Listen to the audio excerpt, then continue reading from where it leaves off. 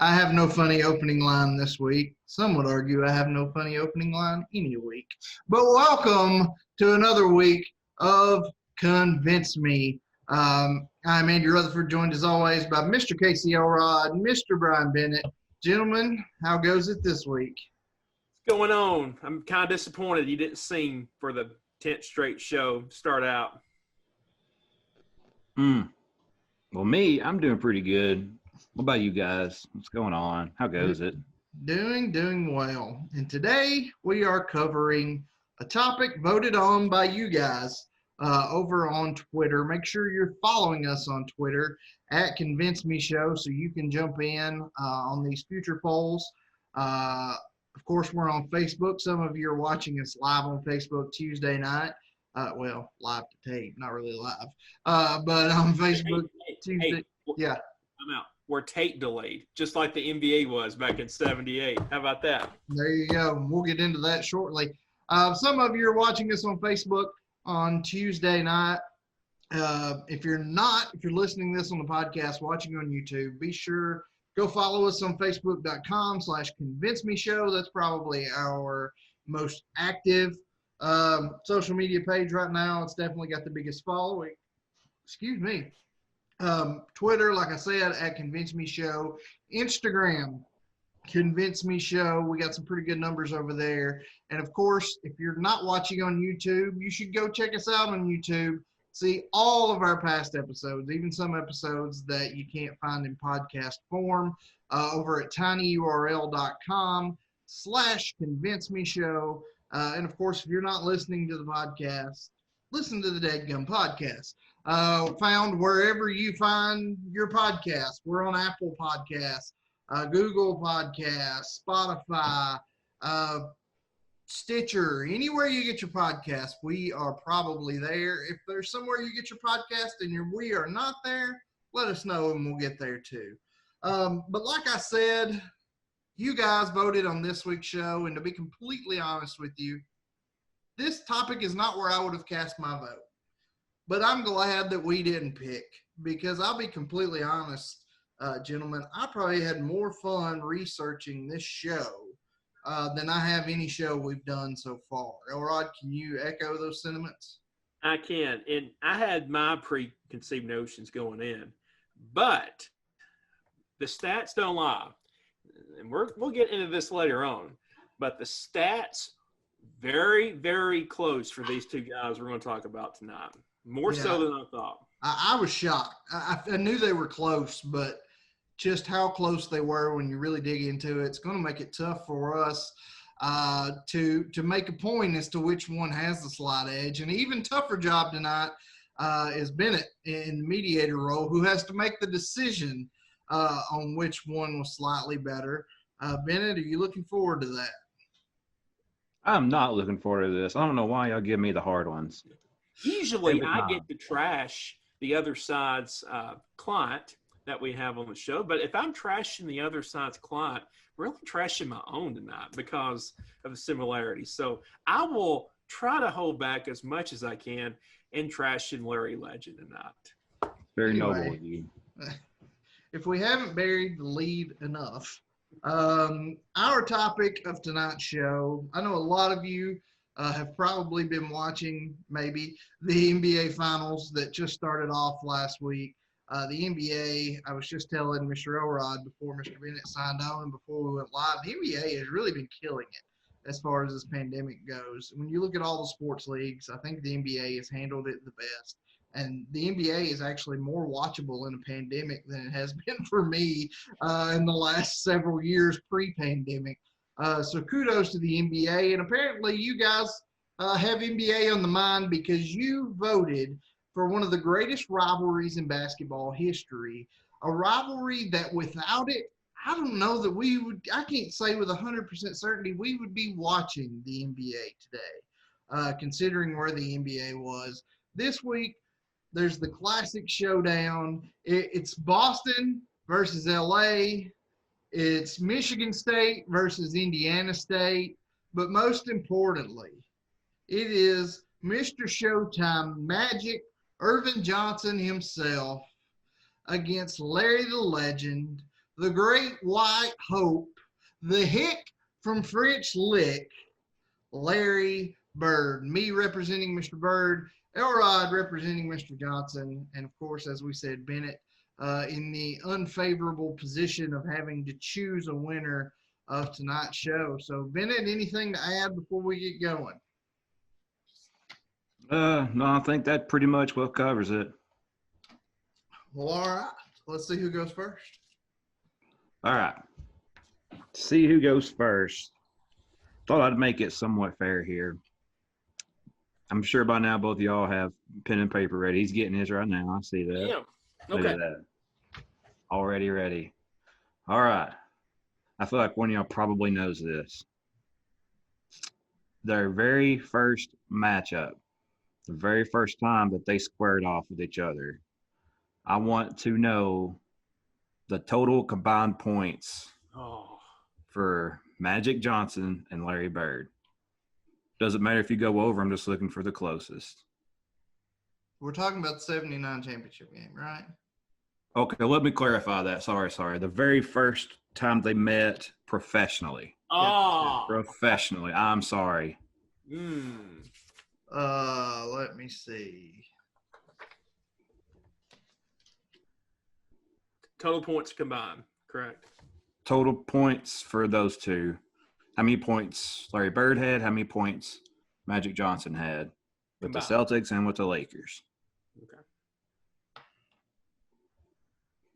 It's higher than 1. All right, I'm ready. Oh, crap. I'm sorry. And it's lower than 1,000. I've just put a combined number here. All right. Everybody ready? Yep. All right. 47. 47, 41. The correct answer is 39. That was actually what I almost wrote down, but I wanted. Larry Bird had 16 points. Magic Johnson had 23 points. God, nice. And I believe the Lakers edged the Celtics that time. Naturally. So, Really? Ruts. Both y'all went over, but it doesn't matter. It was just Let me go first, right? So Let me go first. I'm assuming, Rut, you will defer. No, he's going to say. I'm going to give that sweet no look behind the back pass to Mr. Elrod, who will probably say half of what I'm going to say, judging by a conversation we had earlier. But that's fine. Yeah. It'll just shorten my opening statement. So I'll let Elrod go first. All right, Elrod, kick us off. All right, Bennett. As I said earlier, I'm not here tonight to trash talk Larry Legend because, in essence, if I do that, I'm trash talking Magic Johnson. And why do I say that? Simply put, Bennett, Irvin Magic Johnson and Larry Joe Bird saved the NBA. And why do I say that? In the late 70s, the popularity of the NBA was way down. You no longer had the Bill Russell Celtics. You had basically the 76ers that were somewhat relevant.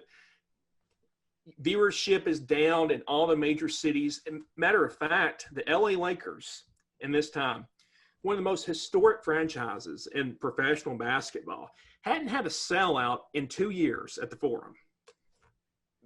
They're about to tank. NBA's about to tank. Matter of fact, the marketing budget for the NBA shortly before Magic and Bird come on the scene, $150,000 for the entire league. They don't know what they're going to do. They think they may fold up. Before Magic and Bird come on the scene, the NBA Finals that we all see today, it's viewed by millions of people, was on a tape delay. It was not even a live sporting event. College basketball at this time was leagues beyond the NBA. More people watched the NBA Championship than watched the NBA Finals. Several people in the media today have said that the Larry Bird, Magic Johnson rivalry was so appealing, and it makes a lot of sense. It represents a contrast in America. It represents the flashiness of LA that we'll talk about later, the Showtime Lakers. You contrast that with the blue-collar mentality of the Boston Celtics. It's kind of a clash of ideals, a clash of culture. Now, I'm going to tell you later one of the Showtime Lakers and Magic Johnson are better than Larry Bird. But we have to understand where we're at during this time. So the NBA got extremely lucky that Bird ended up where he did and where Magic Johnson ends up. It's the most historic franchises, even before they come on the scene. You get them in this spot, and it really leads to the resurgence in the NBA. It really sets the tone for the modern age. It sets the tone for Michael Jordan. I'll make this argument later. If you don't have Magic, you don't have Bird, Michael Jordan is playing baseball somewhere. I just don't think that he would play professional basketball. But let's get to the meat of this. You'll hear stats all night long. Your head's going to be spinning. They're about equal. There's a couple categories where they're different. But here's how Magic Johnson is better than Larry Legend. It's got two things. It's really the style of play. Magic Johnson revolutionized the point guard play. Before Magic Johnson, it was thought that a point guard was 6'3". Nobody's over 6'3" playing point guard. Magic Johnson stands 6'9". He's about 6 or 7 inches taller than that mark. He sets the tone for a big man to be able to play the one position. Larry Bird, great player.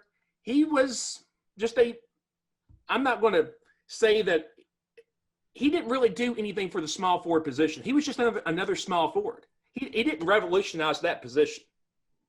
More so than Magic Johnson at the one. His mouth is wide open. But he didn't do anything for the small forward position, comparably speaking, than Magic Johnson did for the one. We'll talk more about that later on. But the style of play that Magic played, the Showtime mentality, is what set the tone for the modern age of basketball. It's what you see today. It's the fast break, going down the court. It's the high-flying dunks. That's what set the tone for the modern age. We're going to look – we had this debate a while back about Tom Brady versus Peyton Manning. What was the deciding factor in that debate? Rings, championships. Magic has more than Mr. Bird. So at the end of the day, if it's about equal, you've got to go with the rings. Magic has them. Bird has them. Magic has more. And one more thing that Magic has over Bird, business. You can make the argument that Magic Johnson is a better businessman than basketball player. We'll talk more about that tonight. But this is a close argument. But at the end of the day, evidence is going a little bit more for Magic. You know, you talk about Magic Johnson and business. He got some of my business, or I guess rather my parents' business, because they bought me this Magic Johnson basketball goal. It had 2 goals on it. I think Rut remembers that thing. I think that thing's still around. Nice. I think it's at my dad's. Nice. But, all right, Rut, you looked like you had something on your mind while Elrod was giving his opening statement. You got anything to say about Mr. Larry Bird? I have something to say about Mr. Elrod. You're an idiot. First, he's a sharpshooter. I mean, their sharpshooters came before for the small forward position. First small forward to ever play the freaking game. You say he's done nothing for the position? No, he doesn't add anything in terms of he's bringing this into the modern age more so than Magic Johnson is a 6'9" point guard. Clutch player. You're an idiot. Anyway, I'm not saying he's not clutch. He did nothing for the position. Okay. I didn't say he would do nothing for position. I said when you look at them comparably speaking for what they did for their respective positions, Magic did more. Anyway, incorrect. But, Bennett, I'm going to take a page out of your book for my opening statement. We're going back in time. We're going to take a trip back in time. March of 1979. Long before our time. Well, I guess not long, less than a decade. For me and you anyway. Not idiot over here. But March of 1979. There's a partial meltdown at 3 Mile Island nuclear plant in Pennsylvania that's got that's caused alarm from coast to coast. March of 1979, the first space shuttle was delivered for use to Cape Kennedy.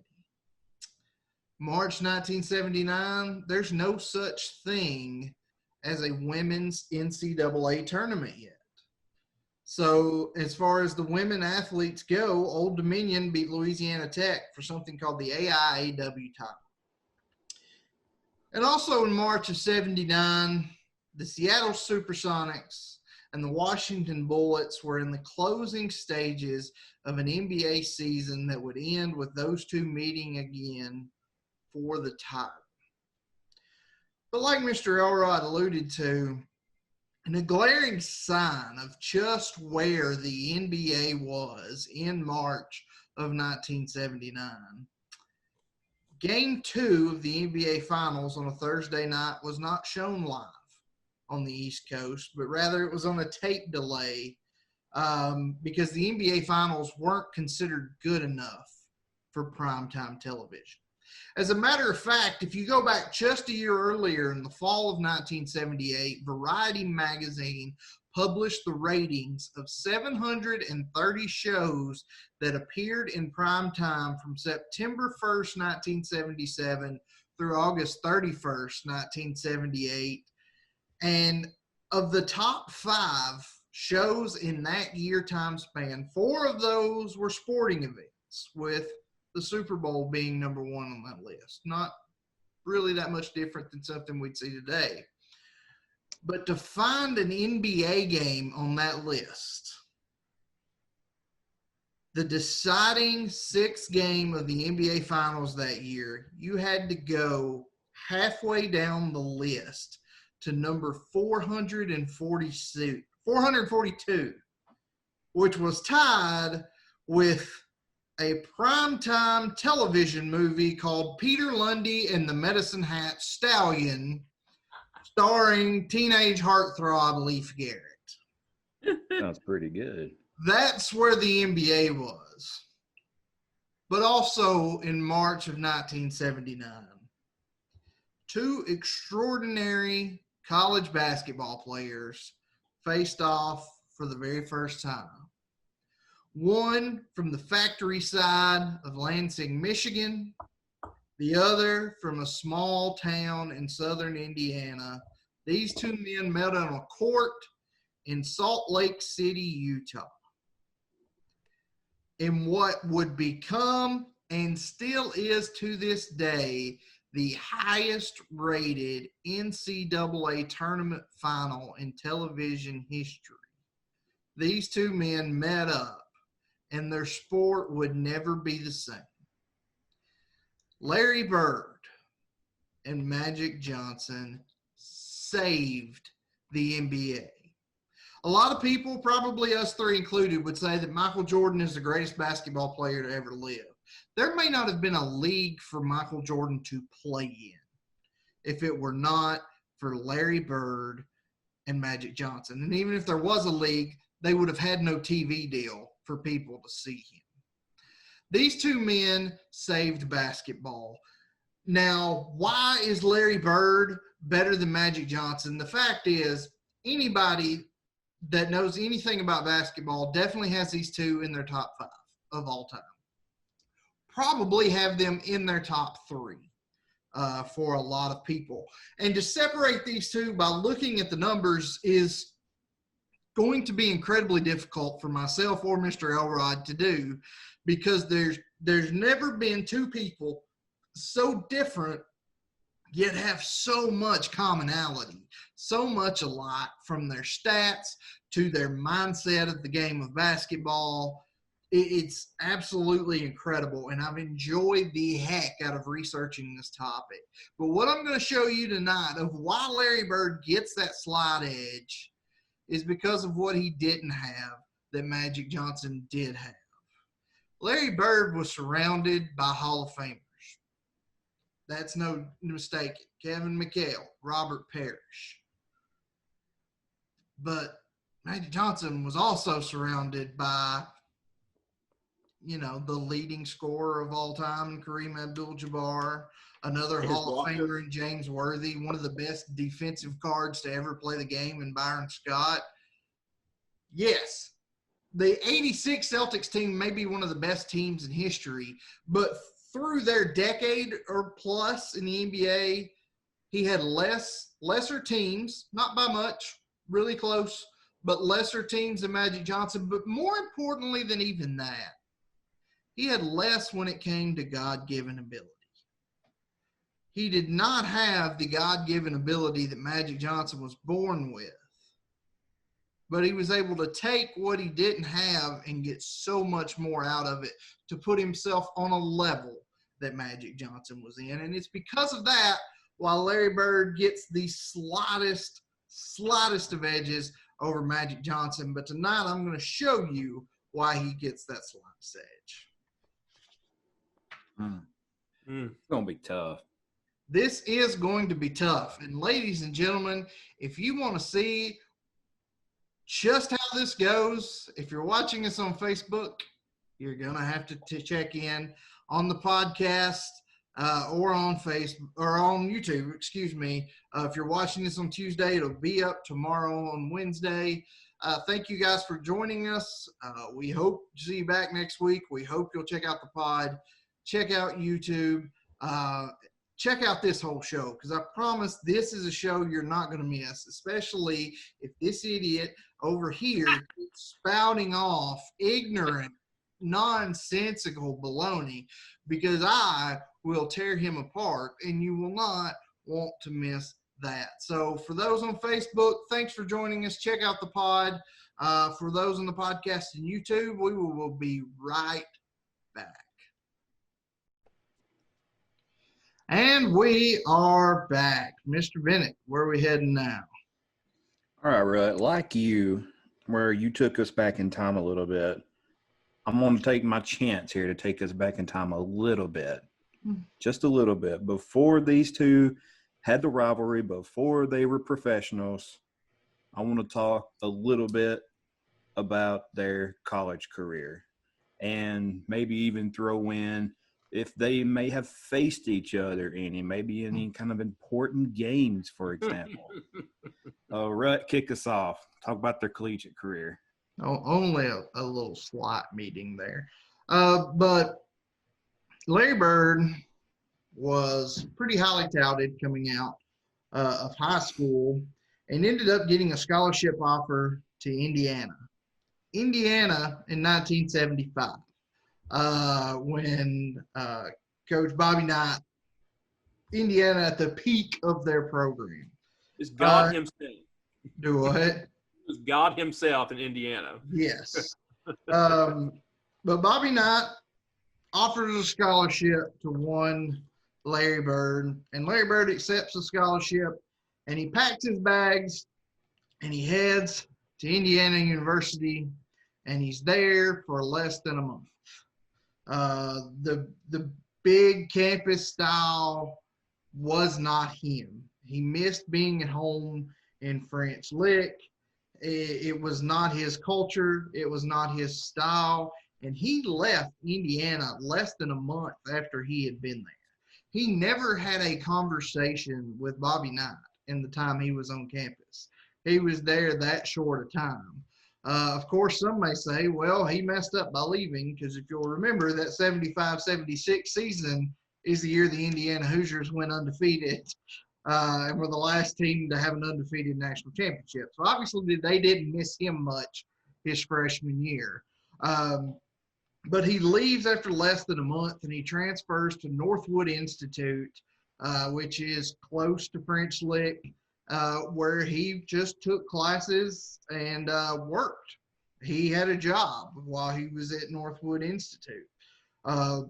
He still wanted to play basketball, so he finished up his freshman year at Northwood Institute, and then he transferred to Indiana State in Terre Haute, which was a lot closer to French Lick than Indiana was. So he got to stay home and play basketball at Indiana State. And this was a school that what we would call now a mid-major. They had never been to an NCAA tournament. They were very much a small school, but they were close to home for Larry Bird, and that's really he was a home boy. He was a homebody. So he stays home, goes to Indiana State, and really single-handedly turns Indiana State into a college basketball powerhouse. By his senior year, in the year 1978-1979 season, Indiana State went 33-0 in the regular season, made their first NCAA championship. That year, pardon me, I got stuff popping up on my computer.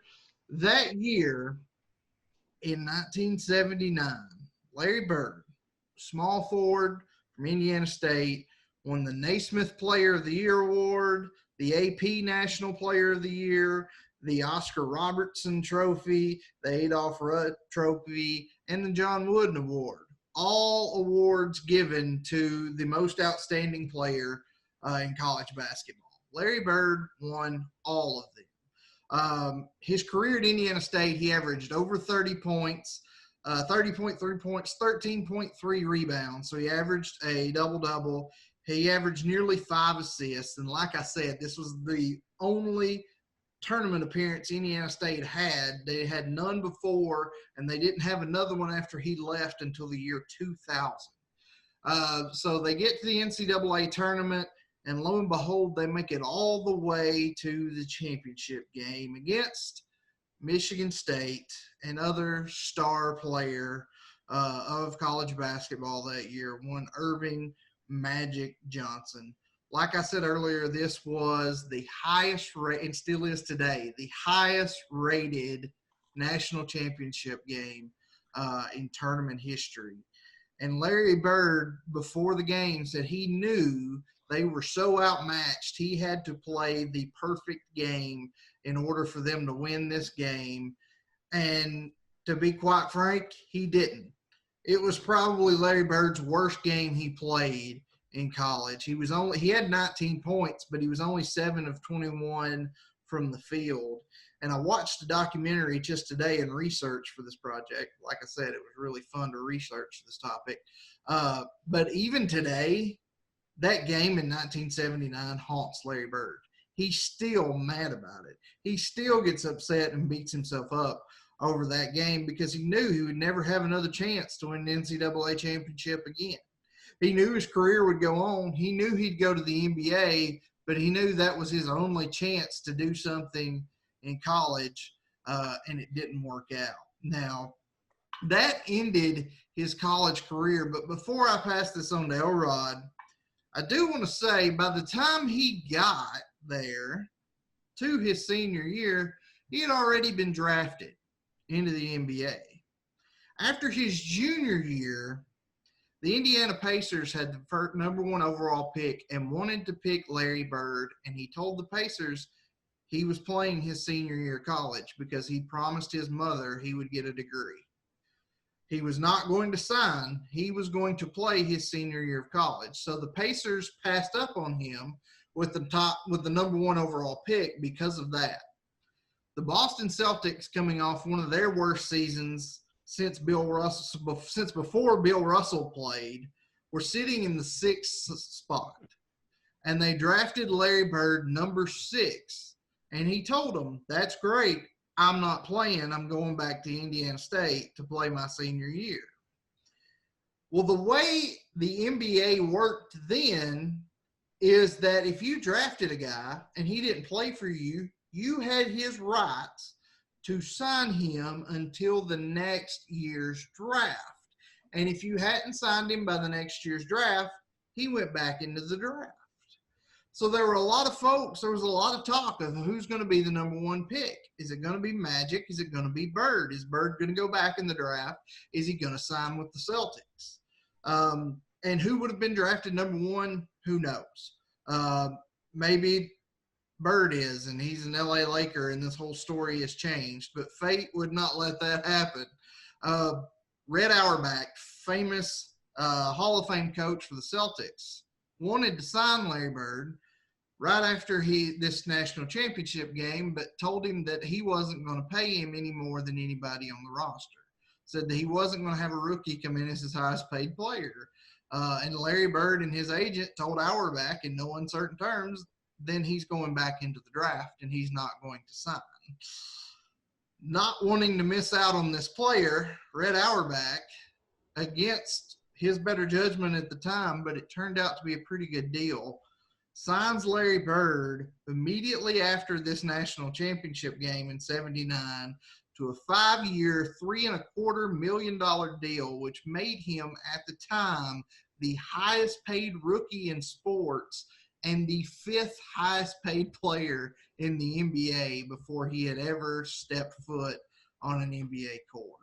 So, of course, that made the decision fairly easy for the Lakers. They drafted Magic Johnson, and history was made. But I'll let Elrod tell Magic's college story now, which is also pretty dang interesting.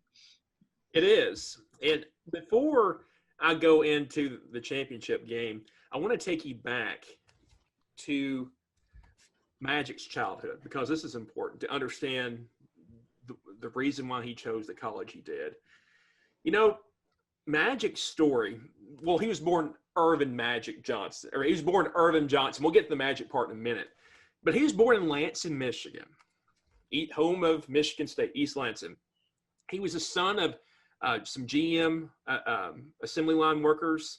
He had 6 brothers and sisters.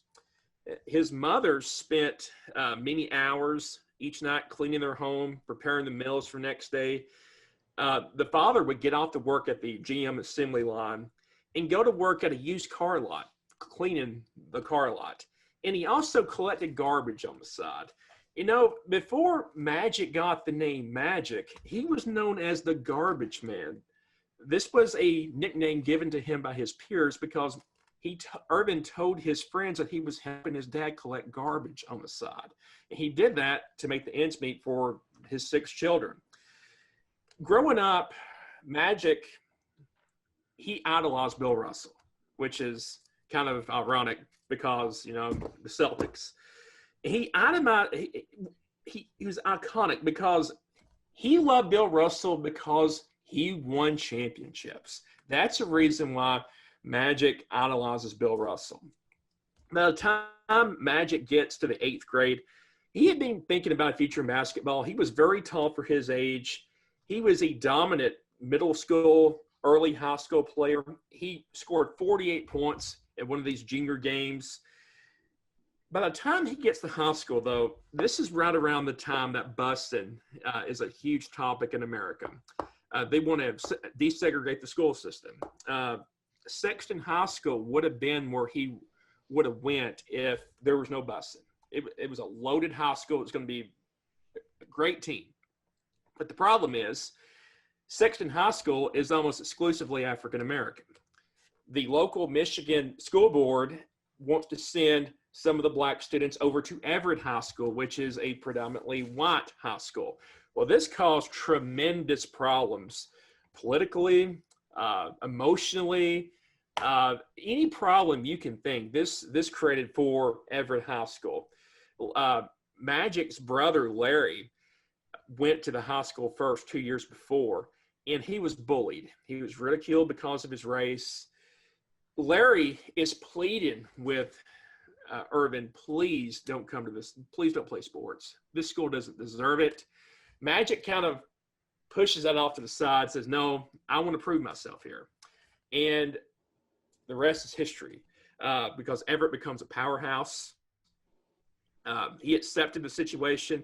You know, it's amazing how people will accept you when you start winning basketball games. And that's how Everett in the community started to accept Irvin Johnson. The name Magic comes as he's a 15-year-old sophomore playing for Everett High School. He has a triple-double, 36 points, 18 rebounds, 16 assists.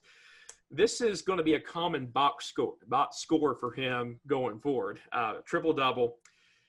The local newspaper writer for the Lansing State Journal gave him the nickname Magic because his game is magic. Now, his mother hated this. His mother was a very stout Christian, and she thought this was a sacrilege nickname. She hated it. She pleaded with him, please don't accept this nickname. But he loved it. He thought it fit his game, and it kind of stuck. So Magic is born. By the time he gets to his senior year, he is all-state, all-American, all everything for Everett High School. At the time, he was the highest-ranked basketball player to ever come out of the state of Michigan. And he alluded to Indiana earlier, Rut did, being a powerhouse right around this time. The Midwest in the late 70s was probably on another level not seen since. You have Indiana with Bob Knight. You've got Michigan that just came off a national championship berth the year before Magic comes into college. You got Kentucky to the south that just won a national championship in 75. And you still have UCLA out there. UCLA had not had any real competition in the early 70s, but now these Midwestern schools are coming in and they're still in their recruits. Well, the recruit they wanted was Earvin Magic Johnson. So did Indiana. So did Michigan. Well, it comes down to his two home state schools. It comes down to Michigan and Michigan State. And if you read the articles that came out right around this time, this was, as one newspaper said, this was like waiting on a Supreme Court decision for like abortion. This was that level of a decision that was coming down. Michigan and Michigan State really hate one another as far as their athletic programs, and both of them know Michigan had just come off a national championship game berth. They saw Magic Johnson as the person that was going to put them over the hump and bring them a championship. Well, what really got Michigan State Magic Johnson was the fact that he was from Lansing, and it was going to be a very Benedict Arnold move if he goes to Ann Arbor. So he chooses the hometown Spartans. Michigan State was a respectable program when he got there, but they have never had much. They're not the Michigan State of now. That's the best way I can describe it. They were middle of the road Big Ten. Well, with his help, they get to the national championship game in '79. The year before that, they make it to the Elite Eight. But this is when Kentucky won their first championship since the 50s, 78 championship. The 78-79 season, this is where Magic Johnson, the legend, finally comes to fruition. Larry Bird won all the individual awards this season, but unfortunately for him, as we'll see play out in the NBA, championships matter. Magic Johnson bettered him that night, and he got the best of him in the regular season and the postseason in the NBA. Magic was voted most outstanding player of the Final Four. He was selected to the All-American team. He averaged 17 points, 7 rebounds, and 7 assists, and he led all scorers with 39 points in that game, and the rest is history. He was drafted number 1 by the Lakers. And that's going to set the stage for our next little chat here in a few minutes. But both of these men, not too shabby. They were not in college very long for their respective programs, but they definitely left a mark. Magic really set the tone for the later success that you'll see at Michigan State in the later part of the 80s, early 90s, when Izzo gets there in the early 90s. You can't say Indiana State thing was really flash in the pan for them with Bird.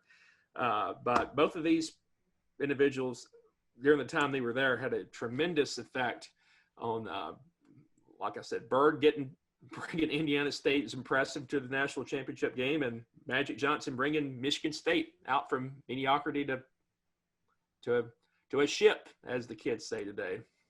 Apparently, French Lick has only produced one phenom, so Indiana State couldn't really get it all going.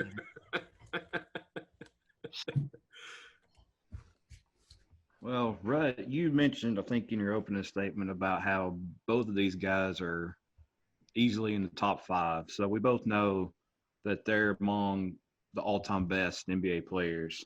And that didn't happen by accident, obviously. Of course, they're talented, but there's also a lot of hard work that involved in that. But talking surely on the talents or the skills that they had, what talents or skills did they excel at? What made these guys so great? And also, too, we'll flip the script, and I want you guys to also cover any maybe holes or weaknesses that are in their game. And Elrod, we will start with you. Tell me about their strengths and their weaknesses. Well, as far as strengths, when I think of Magic Johnson, I think this is going to be the sentiment that most people will have. They're going to think of his playmaking ability. He has 138 career triple doubles. It ranks only second to Oscar Robinson. Other people may have had more assists, such as John Stockton, Jason Kidd, Mark Jackson. But if you look at the numbers, for example, Mark Jackson played 400 more games than Magic Johnson. I would hope that he would have a few more assists than him. If you look at the assists per game that he had, 11.2. 11.2. Now, when you look at the second place person on this list, John Stockton, 10.5. Nobody else has an average above 10.0. So Magic is sitting there at 11.2. And the third one is below 10. That's simply mind-boggling. If you look at his assist numbers, could have been even higher, if not for two things. In his first couple of seasons in the league, Magic is having to share the point guard duties with Norm Nixon. He's not even the main point guard for the Lakers, and he still had a 10.5 average during those years. And he wasn't even the true point guard. When he became the point guard exclusively for the Lakers, his average went up to 13.1, which is a level never seen and probably never seen again. His stature, 6'9", 6 feet 9 inches tall. This was like a center or power forward at that time that had the ability to shift. This has never been seen before in the NBA, a specimen quite like him. Now, Magic has to retire early because of the HIV announcement that he had, and we'll talk more about that later. But right around that time, he was averaging 12.5 assists a game. He was not the scorer Larry Bird was. He consistently had less points per game. But the one thing that he had over Larry Bird was the ability to make plays as far as he made people better. You hear about that today, how maybe LeBron doesn't make his people around him better. But the argument cannot be made that Magic Johnson didn't make the people around him better. He was always a pass-first point guard. He scored a lot. He was always very reluctant to shoot the three ball. For example, in the NBA Finals that he had in the 80s, he never attempted a three-point shot in most of these games. Never attempted a three-point shot. He didn't think that was his role. His role was the facilitator, not the shooter. Magic comes back. He retires in 92. Well, he retires in 92 because of age concerns. A lot of people were scared. You know, what if we get it? Is this transmittable by sweat, by blood? Well, as we learn more about AIDS, we learn that's not the case. So he comes back for like a reunion tour in 96. Well, Nick the Quick Van Exel is the Laker point guard. They put Magic Johnson on at the 4 as a power forward, and he averaged 7 assists a game as the Laker power forward. Now, let's talk about a few weaknesses here. You know, not everybody's perfect, and Magic Johnson is no exception. I would say the weaknesses for Magic would be he was not a great defensive player. This was well known. He did not focus enough on his defense, and he'll even admit that today. Now, he did lead the league in steals 2 years in a row in the 80s, but he was never known as a Bruce Bowen. He was never known as a Scottie Pippen style defender. He was an average defender at best during that run. Another weakness that I would point out is really self-inflicted.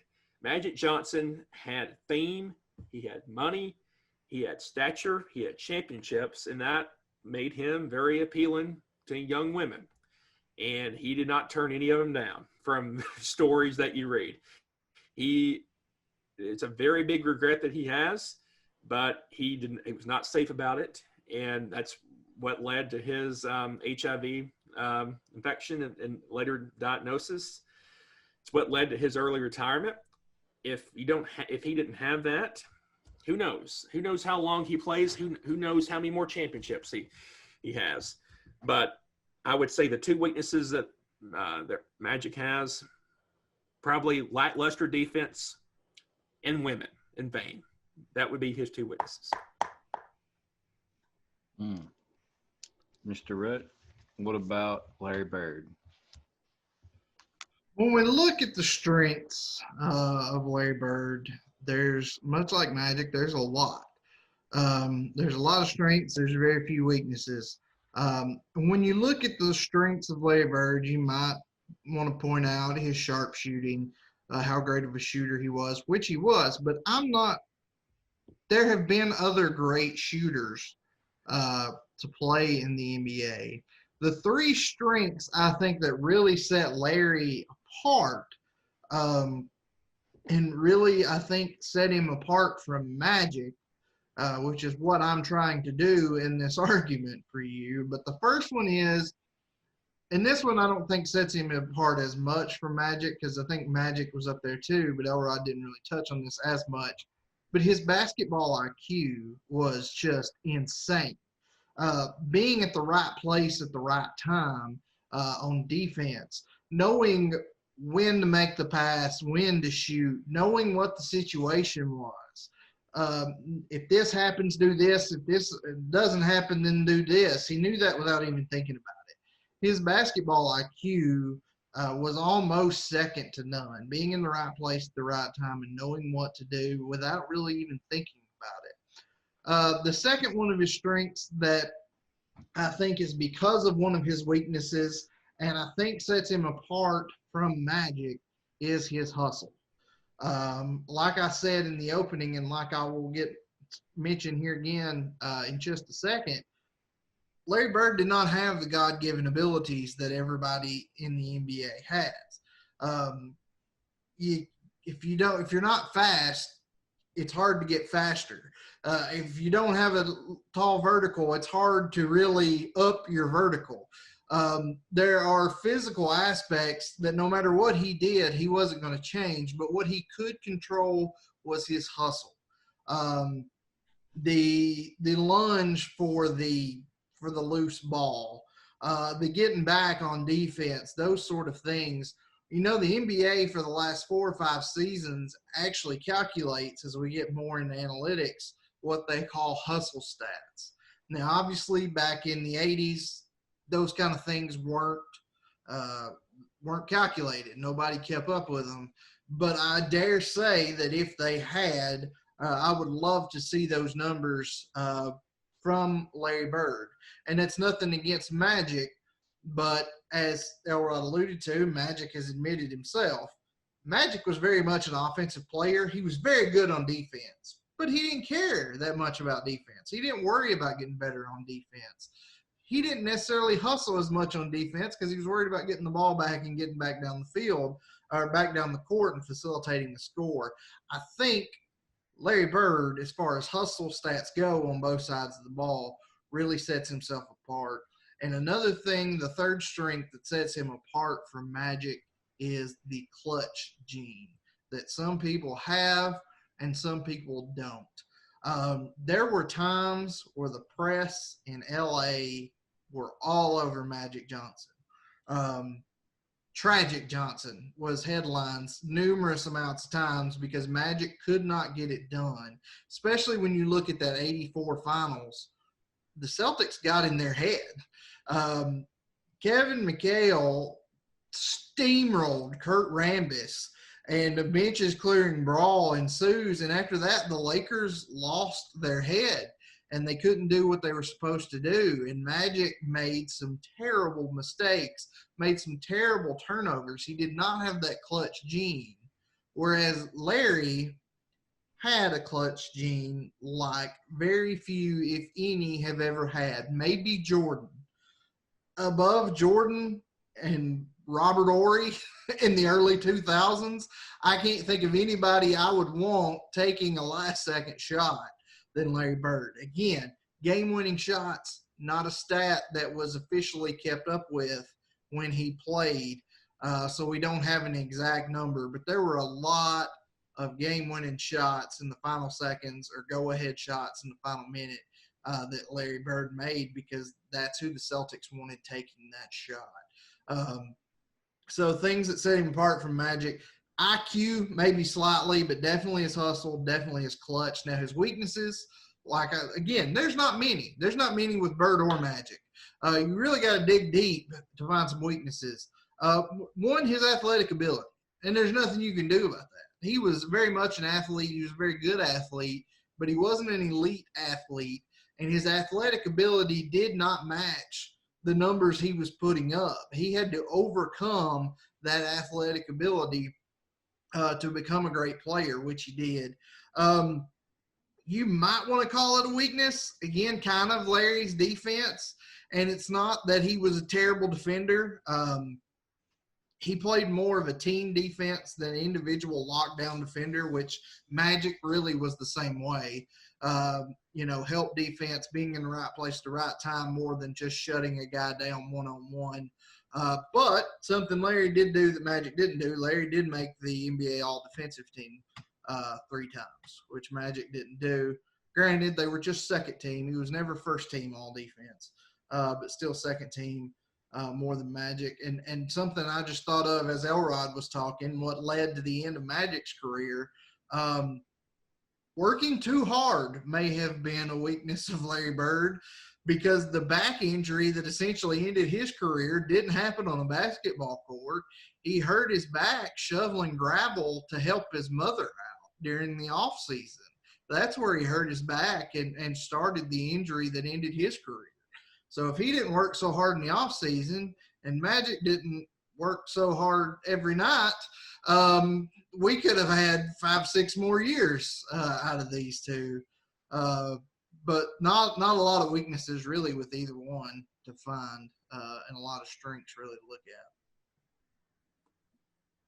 Yeah, I think Larry Bird should have had somebody come out and shovel that gravel. Oh my goodness! You said that you say that Magic Johnson wasn't clutch, right? But what is one of the most iconic plays? Other than the hook shot, what other clutch shot? He has one. Or what about Kareem Abdul-Jabbar going out his rookie year, and they have no real power forward, no center. They put Magic Johnson in Game 6. He goes for 42 points, 15 boards, 7 assists. That's pretty clutch, I would say. How's that clutch? That's coming through the game fairly handily, didn't they? Huh? You didn't have to be clutch in that game. Well, the team was down arguably one of the greatest players of all time. He subs in, goes for 42, 15, 7 in the finals. And we always knock LeBron saying he doesn't show up for prime time. He showed up there. He's pretty clutch there. What did he do in 84? Did he hit all his free throws? Well, 87, that was payback for 84. He says 87 is payback for 84. That's what he says, not me. Gotcha. Still, the Boston media never ripped Larry Bird for screwing up at the end of games. The LA media ripped Magic Johnson. LA media will rip anybody, though.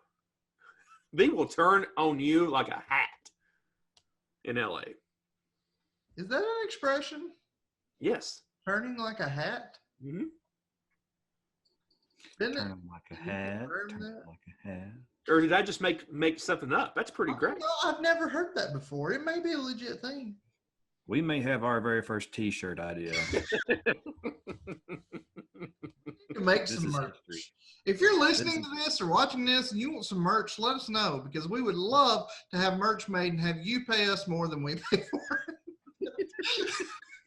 But it would be cool. All right. So we talked a little bit about their college career, and we talked about their skills and what they're great at on the court. So how do these skills translate in the NBA? You know, everybody plays for one common goal, and that's for NBA championships. So, Rudd, I'm going to start with you. Was Larry Bird able to achieve this goal for national championships? And what about maybe any other accomplishments that he garnered during his illustrious NBA career? Well, this is a long list, and I'm sure Elrod's list is for Magic as well. It goes off about 5 pages, all the championships he's won and everything. Anyway, the first one that Irvin Johnson cannot say came in Larry Bird's rookie year when he won Rookie of the Year, that he received 63 votes for, and Magic Johnson received 3. He trounced him for Rookie of the Year in 1980. They were both first-team All-Rookie. Of course, Magic went on to win an NBA title that year. And what's interesting is if you will ask both of them are very upset about their first year in the league. Magic was pissed that Bird won Rookie of the Year, much less 63-3 in the voting. Bird was upset because Magic won a championship, and that's what he came to do. So both of them had fantastic rookie years and were pissed at what the other one did, because these guys were highly competitive. They both talk about well, actually, I'll get into that a little bit later on. But Bird made up for it the very next year when he won his first NBA championship in his second year, his first of 3. He won the championship. Celtics won in 81, 84, and 86. In 84 and 86, both of those, Larry Bird was the finals MVP in those 2 postseasons. He was a 3-time NBA MVP, actually, for the regular season, and it was actually 3 consecutive seasons, 84, 85, and 86. And this was after finishing as the runner-up in 81, 82, and 83, his second, third, and fourth years in the league. He won Rookie of the Year, then he finished runner-up for MVP 3 years in a row, and then he won MVP 3 years in a row. He got off to a pretty good start. He was a 12-time All-Star for his 13 years in the NBA. The only time he missed was in 1989 when he missed a significant amount of time because of that back injury. He was MVP of the All-Star game in 82. He was his first 9 years in the league, he made the All-NBA team.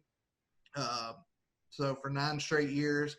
Then 89, he was hurt, missed most of the year, and then when he came back in 1990, he was second team All-NBA. In 1986, the NBA added the 3-point shootout to their All-Star weekend festivities.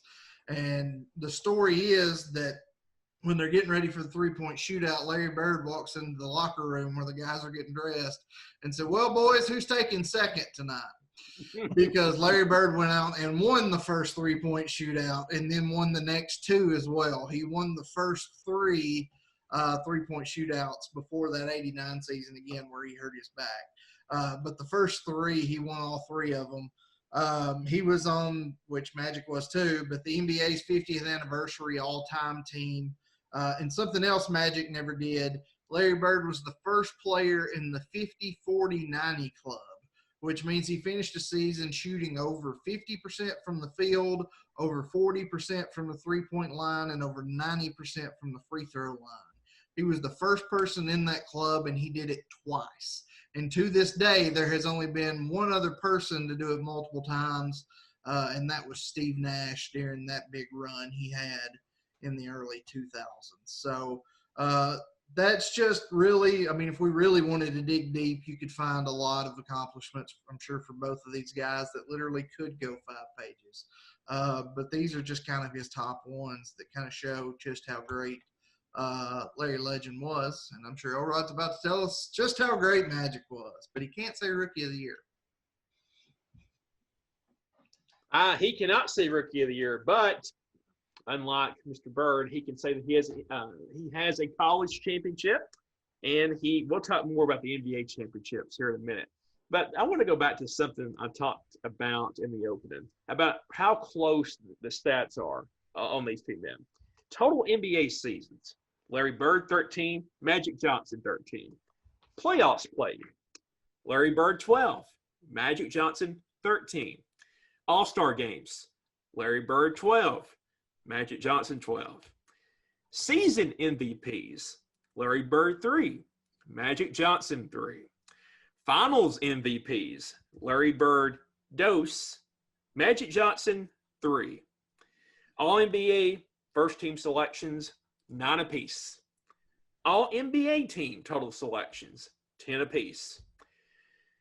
Assist leader in the NBA, Magic Johnson 4, Larry Bird 0. Steals, Magic Johnson 2, Larry Bird 0. Now, I'll give him his Rookie of the Year. I'll give him that. But let's talk about what really matters when we're judging, especially NBA players. Why do we think that Michael Jordan is the greatest player of all time? Because of the championships, the 6-0 record in the finals, the fact that he has 6 championships in the modern age. When you look at the stats don't lie, Bennett. Stats don't lie. Magic Johnson, 5 championships during that stretch. Larry Bird, 3. You look at the college championship. More often than not, when he went up against Larry Bird and the Celtics, they came out successful. In the regular season, and we'll talk about the head-to-head matchups here in a minute, and also the postseason. It is one thing that really stood out about this rivalry is this. During the 80s, either a Boston Celtics team or Los Angeles Lakers team was in the finals every single year from 80 to 89. Now, only 2 times during that stretch did a team from LA or a team from Boston not win the championship. You got 83, you had the 76ers. In 89, you had the bad boy Pistons. But those were the only 2 times that Larry Bird or Magic Johnson did not hoist the championship at the end of the season. But I talked about this earlier about how this is a close argument. But the tiebreaker has to be ultimate success, and that is NBA championships. That's the college championship that Magic has. That is a tiebreaker in this argument. Well, Can I just point something out real quick? What? Of course, the point guard led the league in assists over the small forward. I mean, it makes a lot of sense. He was a Also, center. He was a center playing as a point guard. Let's be honest. Correct you earlier. You Okay. said that Magic Johnson had the second most triple doubles of all time. That is actually incorrect because he has been passed by Russell Westbrook.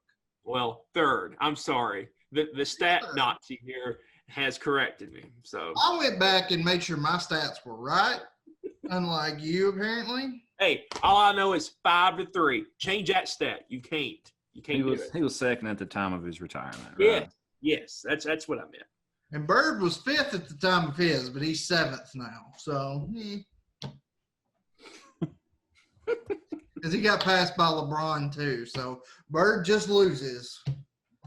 Is what you want. Yeah, I mean, more often than not, he did to Magic.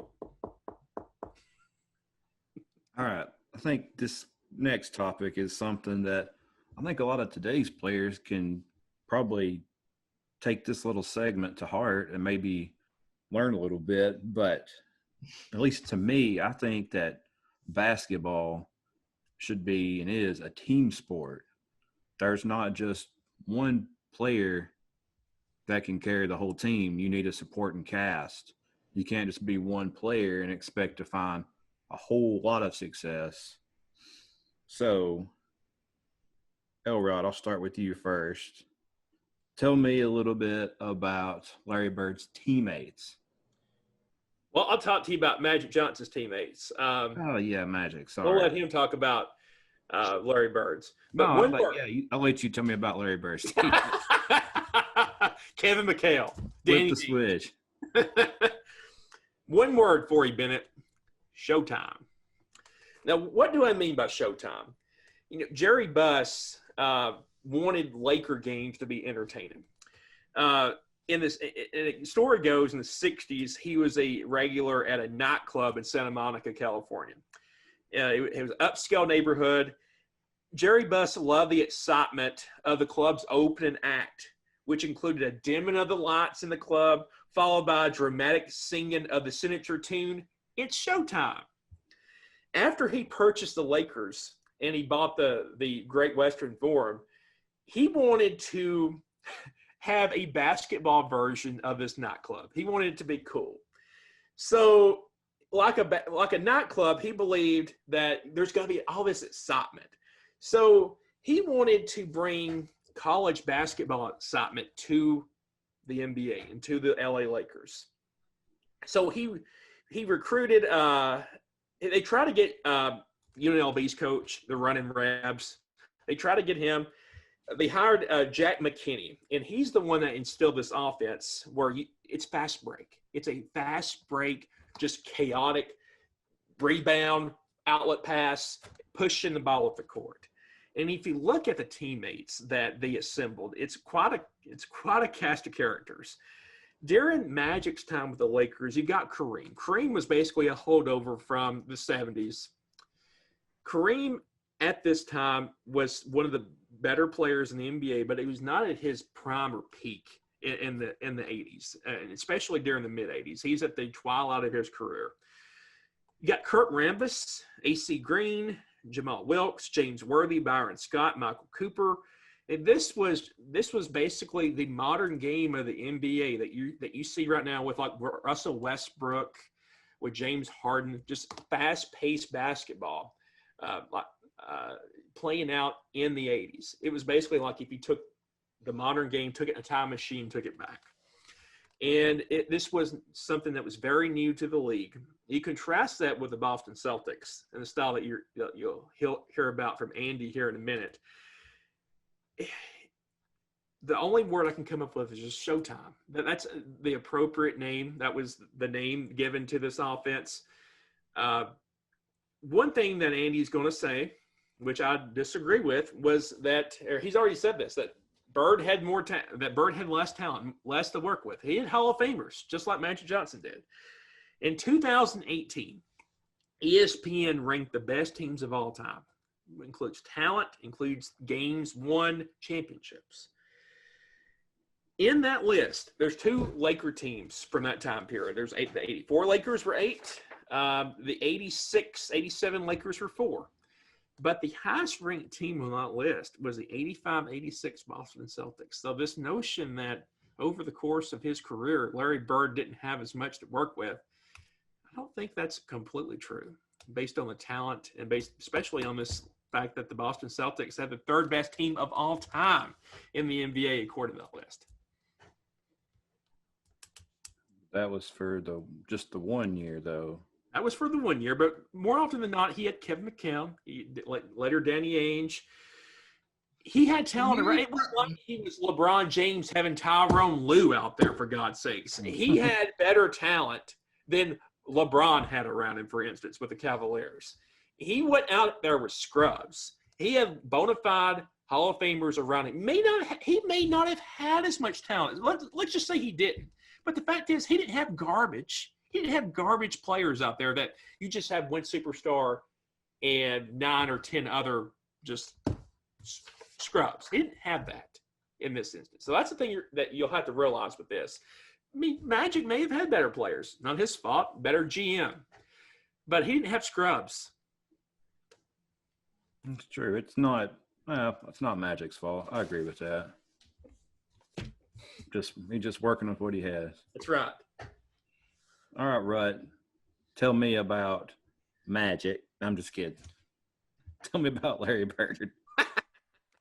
First of all, I never insinuated that Larry Bird didn't have great teammates. Bird, Robert Parrish, Kevin McHale's probably the greatest front court of all time. That's not what I'm saying at all. But I'm saying when you look at the Showtime Lakers compared to the Celtics throughout the 80s, they had better years. But let's look at the teammates that he had. Kevin McHale, Hall of Famer, one of the best power forwards to ever play the game.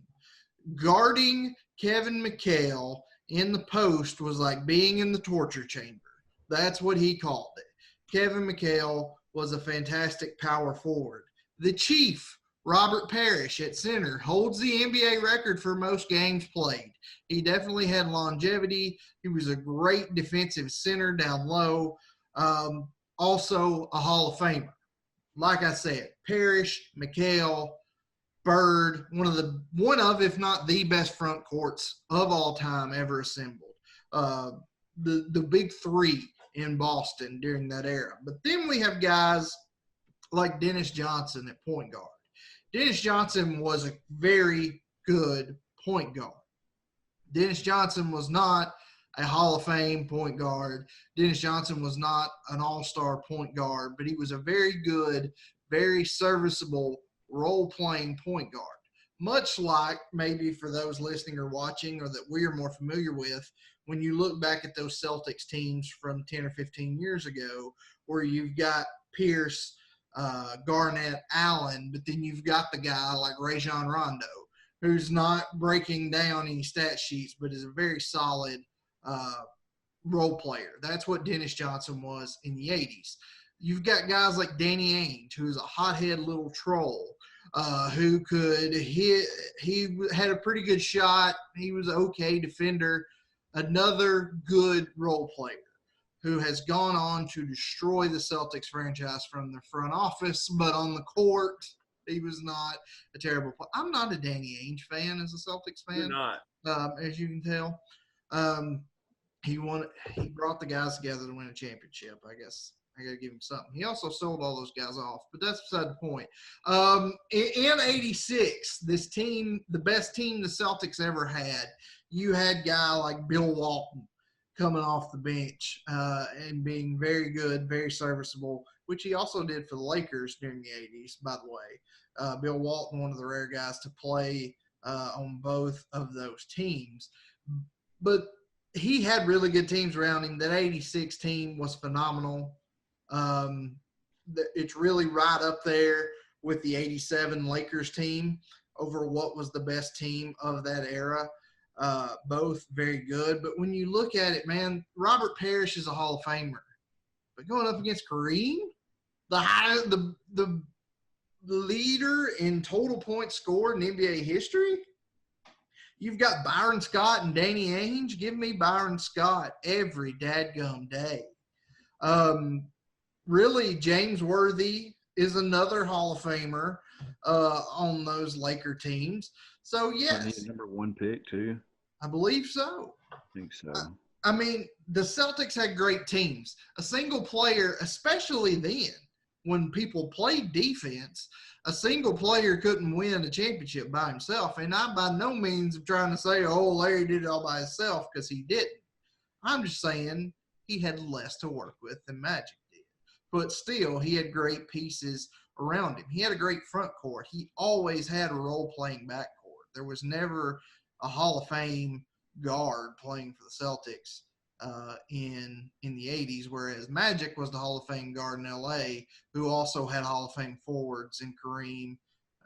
Kareem probably more of a center, but he's in the front court, and James Worthy to work with. All right. I have kind of a small question. It's kind of off course a little bit, but not so much. We're talking about teammates, and I'm going to assume that Jordan and Pippen is going to be number one. But for number two, who would y'all consider to be the best duo of our time? Granted, me and Rhett, we're around in the 80s, but I didn't really keep up with basketball when I was 2-3 years old. So for the sake of the argument, I'm going to go with like from the 90s to now. Who would y'all say is the number two duo? Kobe and Shaq. Got to be Kobe and Shaq. You got Kobe and Shaq. My other thought was Malone and Stockton, but I think it's got Malone, Stockton. I think it's got to be Kobe and Shaq. You got Robinson and Duncan. Yeah, that's another good one. I know you probably think Penny and Shaq. That's Hey, That's what could have been. I want to make this promise to you, Bennett. We're talking Penny Hardaway in this episode. You just don't know it yet. That's a bonus Right. point. That's knowing your judge. All right. So these two are known to have the rivalry that transformed the NBA. And whenever Bird and Magic would meet, it was sure to be a battle. So, Rudd, I'll start with you. How did Larry Bird fare head-to-head with Magic? You know what's crazy when we talk about this matchup that defined a decade?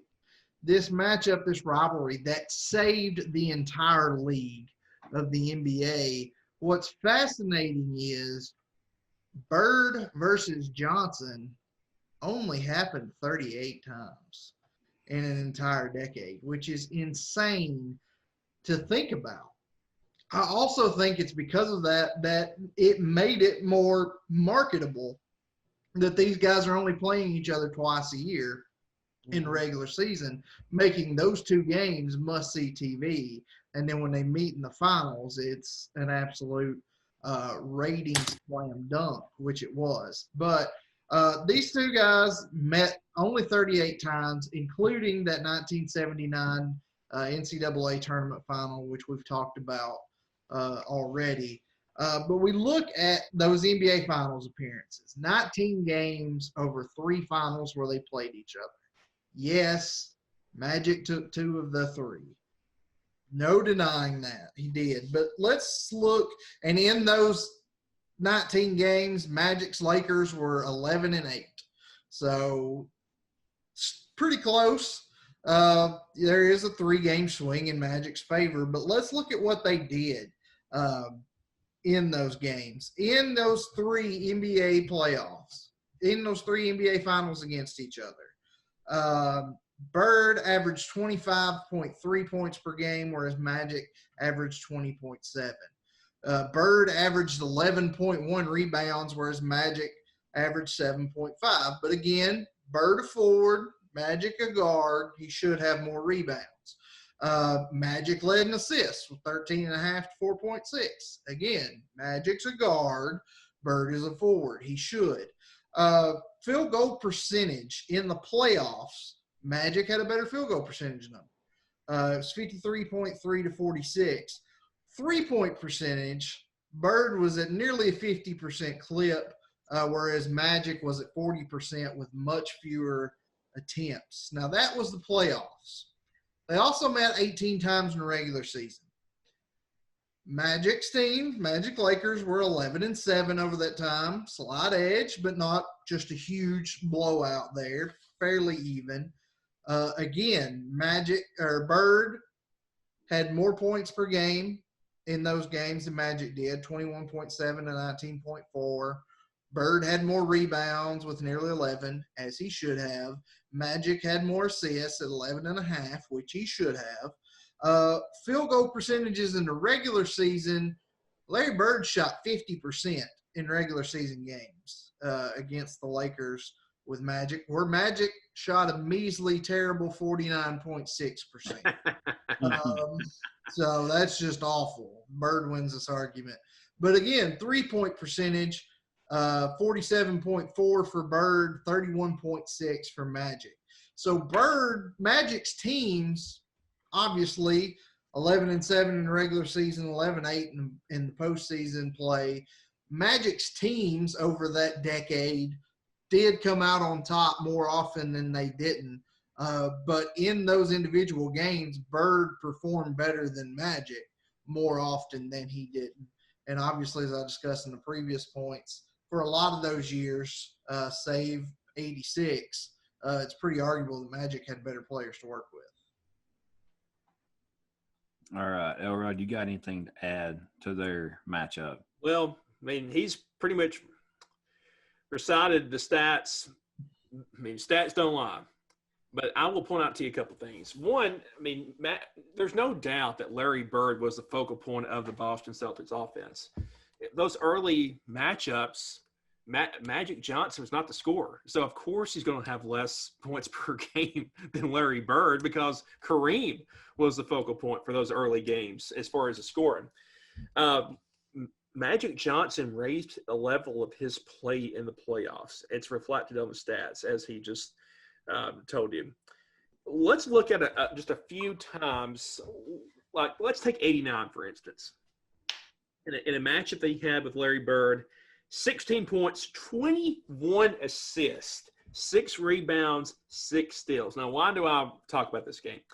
It was one of 23 times in his career that Magic Johnson has 20 or more assists in one game. That number is simply mind-boggling, that somebody can have 23 times in their career 20 more assists.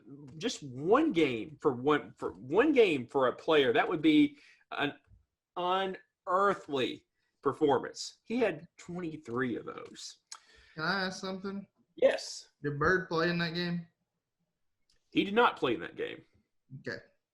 But he did. But I'm showing you that 23 times in his career, Magic Johnson dished out 20. That was not the point, right? The point is, this is like me hammering Rocky and our Rocky matchup that we had. If you listen to our show, or if you haven't listened to our show, go back and listen to that podcast. If you like Rocky, because Elrod talked about it for the 95% of his argument. When it came down to it, more often than not, Magic Johnson and his team won the game that matters over Larry Bird and the Celtics. It happened in college. It later happened in the pros. 11-7 in the regular season. In the playoffs, 11-8. So a little bit more improvement on the wins for Larry Bird in the playoffs, but he still doesn't come out on top of Magic Johnson head-to-head. And if everything is equal with the stats, you've got to look at the wins. That's what we judge modern-day athletes on, is how many championships did you win? How many times did you beat the other guy? Magic Johnson comes out on top more often than not in this debate. All right. Well, we're going to kind of change pace a little bit here, and we're going to go back to 1992.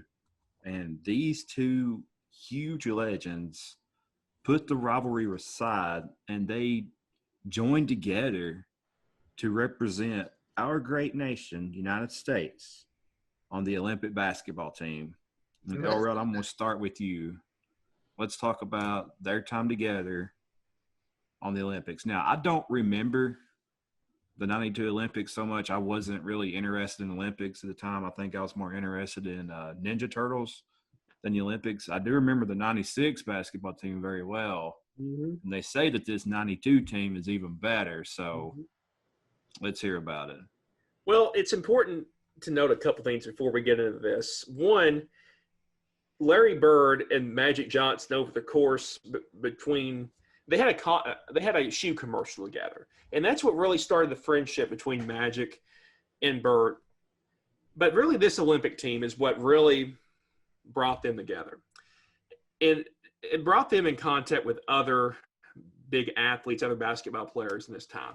But let's look at 92 and what the events that led up. Larry Bird is basically a shell of himself with the back injuries, and so is Magic Johnson in his personal life. Johnson had retired from the Lakers in 91. He had the HIV positive test. A lot of people around the league, a lot of people around the world around this time, AIDS is a relatively new disease. Not a lot is known about it. People think that this thing can be transmitted through sweat, through blood. They think, well, I can get it too. This is what really forced, Magic Johnson, there was a lot of people that thought he was going to die during this time, because they thought that AIDS was a death sentence. Magic Johnson tells a story about getting picked for the Olympic team, about how it was almost like a lifesaver for his personal life during this time. He didn't have a lot to live for in his mind. Getting picked for this team, the greatest basketball team ever assembled, really brought life to him. They want to make Michael Jordan, the captain of the Dream Team. There's a big push. That's what Coach Daly wanted. They wanted Michael Jordan to be the face of this team. But the people actually on the team have a tremendous respect for Magic and Bird. They want to make them co-captains, and that's what happens with the team. Even though they're past their prime, the people on this team know that they're not going. They didn't have the stature to play on the Dream Team without the contributions from these two men later on. So they knew that Jordan's time was going to come later on. But during this time, they wanted to pay respect to Larry. They wanted to pay respect to Magic. A lot of problems developed before the Olympics. There was a delegation, the Australian delegation threatened to boycott the games because they were very concerned about playing against Magic and acquiring AIDS. They were very, very scared. But this backfired on them because the science was still developing, but the consensus was people are not going to get AIDS by playing a basketball game. This was fringe science that you were going to get AIDS from playing basketball. Another controversy that developed was Clyde Drexler basically said that the only reason Magic Johnson was picked for the team was because everybody thought he was going to die. That was not a very popular opinion either. Isaiah Thomas was also a very controversial figure during this time from his bad boy Piston days. The one thing that brought the world together, especially the players on that team, was their hatred for Isaiah Thomas. Magic Johnson and Michael Jordan let it known to the U.S. Olympic Committee that if you put Isaiah Thomas on this team, you don't get Michael Jordan, you don't get Magic Johnson. So they were not going to take that chance, so they left him off. But this is where I'm going to tie your boy Penny Hardaway, Bennett. A lot of people don't know the story. I'm about to tell the world one of the greatest stories that's ever been told. Rhett was probably going to tell this, but I'm going to spoil it. This was the greatest collection of basketball talent ever assembled. Since, or probably up to that point. It will never be a more talented group of players than that team. Coach Krzyzewski, Coach Daly wanted to basically test this team, though, because they were riding high, all the awards, all the accolades. So what they did, they understand the type of game that the Europeans play or the type of players that they're going to be playing in Barcelona. So what they wanted to do was go into the college ranks and bring college players in and play the Dream Team. This is a pretty good roster of players. Bobby Hurley, Grant Hill, Allen Houston, Chris Webber, and somebody by the name of Little Penny Hardaway. Little Penny. Penny. In late June, they pitted the Dream Team versus this college delegation. And what happened, the story goes that Coach Daly wanted to throw this game in the favor of the college players because he wanted to humble the Dream Team. What he did, he tinkered with Jordan's minutes. He limited Michael Jordan's minutes. He was using all these crazy combinations of players.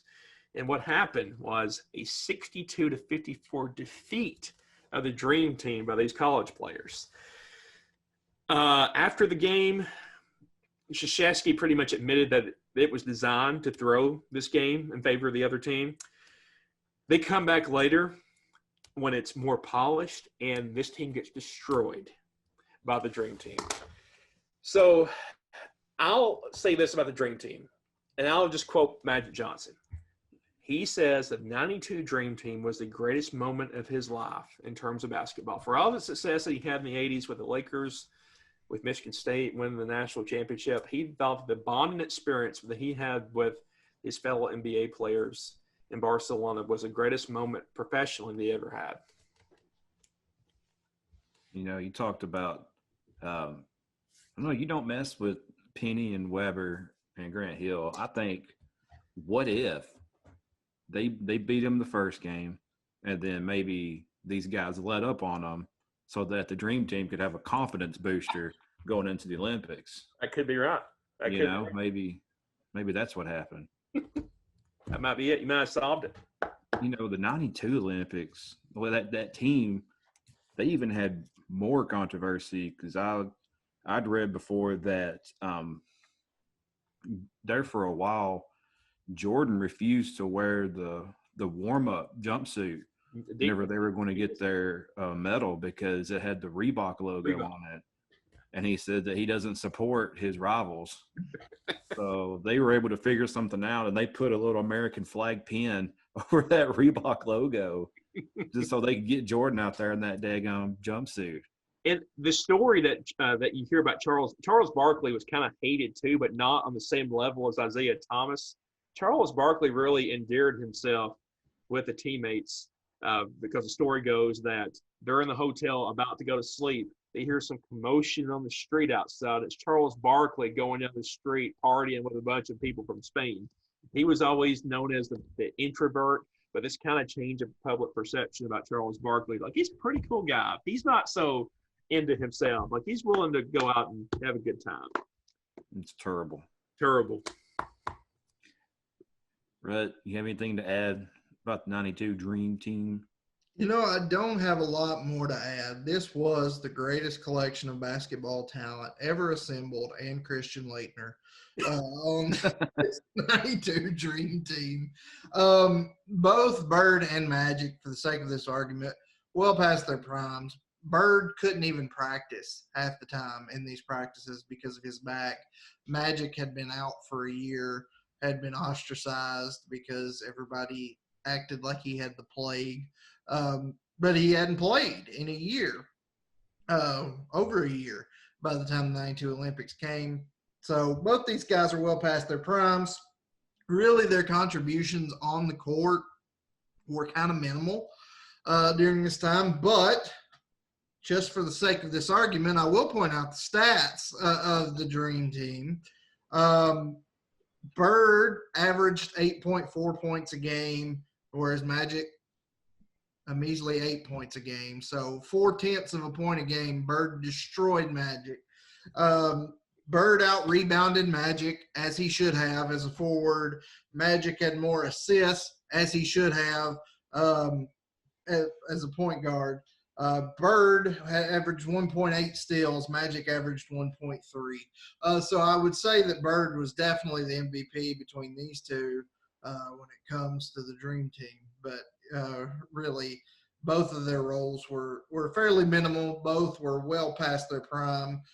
And really, this was the second time these two guys were teammates, because the very first time they met was when they were in college. They got pitted on an international team together, and it was the very first time they had met. There's a documentary on HBO Max about these two, and it talks about that time that Magic said they were on this team playing in this tournament, but Larry said they might have said 9 sentences to each other, and it was, "Hey Larry, how'd you doing today? What'd you have for breakfast?" They didn't really talk much, but Magic Johnson said he got on the court and saw what Larry Bird could do, and he thought, "I've got to play like this guy." And they both talk about they earned each other respect there because they both found somebody else that treated the game like they did. They both found somebody that wasn't worried about scoring, that was worried about helping the team. And there's one particular play in that tournament where Magic's driving the lane and flips a no-look pass to Bird, who goes up and flips a no-look pass back to Magic Johnson, who then put it in. And Magic said when he got the no-look back, he said, "This is a guy I want to play with." He said, and later he determined that they could never play with each other just because of the rivalry. They didn't think they could play well together. And I guess we'll never know, because really the 92 Dream Team's not a good look at what their talents would have been together. But that, and then the Converse commercial, and then really these 92 Olympics is really what solidified their very strong bond and friendship that lasts to this day. Hold on, quick question. If you take Larry Bird I'm talking about the dream team. If you take Larry Bird, Magic Johnson, and your boy Christian Laettner off the table, who is the weak link on the dream team? Chris Mullin. Yeah. Who was a solid player in '93. Yeah. That's going to be my guess as well. I don't know. Maybe that Jordan guy, he only had a couple years left before he went to baseball. Yeah. He was in the twilight of his career, too. Just think about baseball. Wasn't for Magic and Bird, he might have played baseball his entire career because there might not have been an NBA to go to. True. This is true. That's crazy. All right. So we talked about their contributions and their excellence on the hardwood, but what about off the court? What type of significance do they bring either in a basketball or a non-basketball role? And Rudd, I'll start with you. What has Larry Bird accomplished? Well, Larry Bird hasn't done much as far as non-basketball because Larry Bird still is very much basketball minded. Now, sure, Magic Johnson he was a businessman, as Elrod said, and a better businessman than Larry Bird. And you know who probably could care less about that? Larry Bird, because that's not who he was. Larry Bird stayed in baskesketball. In 1997, he was hired as the head coach of the Pacers after he had been a special assistant for their front office because he's from Indiana. He retired from Boston. He moved back to Indiana. Started working with the Pacers. In 97, they asked him to be their head coach. And he said he would do it, but said he was only going to do it for 3 years. Said he had no interest in coaching long term, but to help out the organization, he would coach for 3 years. In that first year, the 97-98 season, they went 58-24, which was the Pacers' best record in the entire team history. And they took that 98 Bulls team to 7 games in the Eastern Conference Finals that year. That was Larry Bird's first year as a head coach. He won NBA Coach of the Year that year.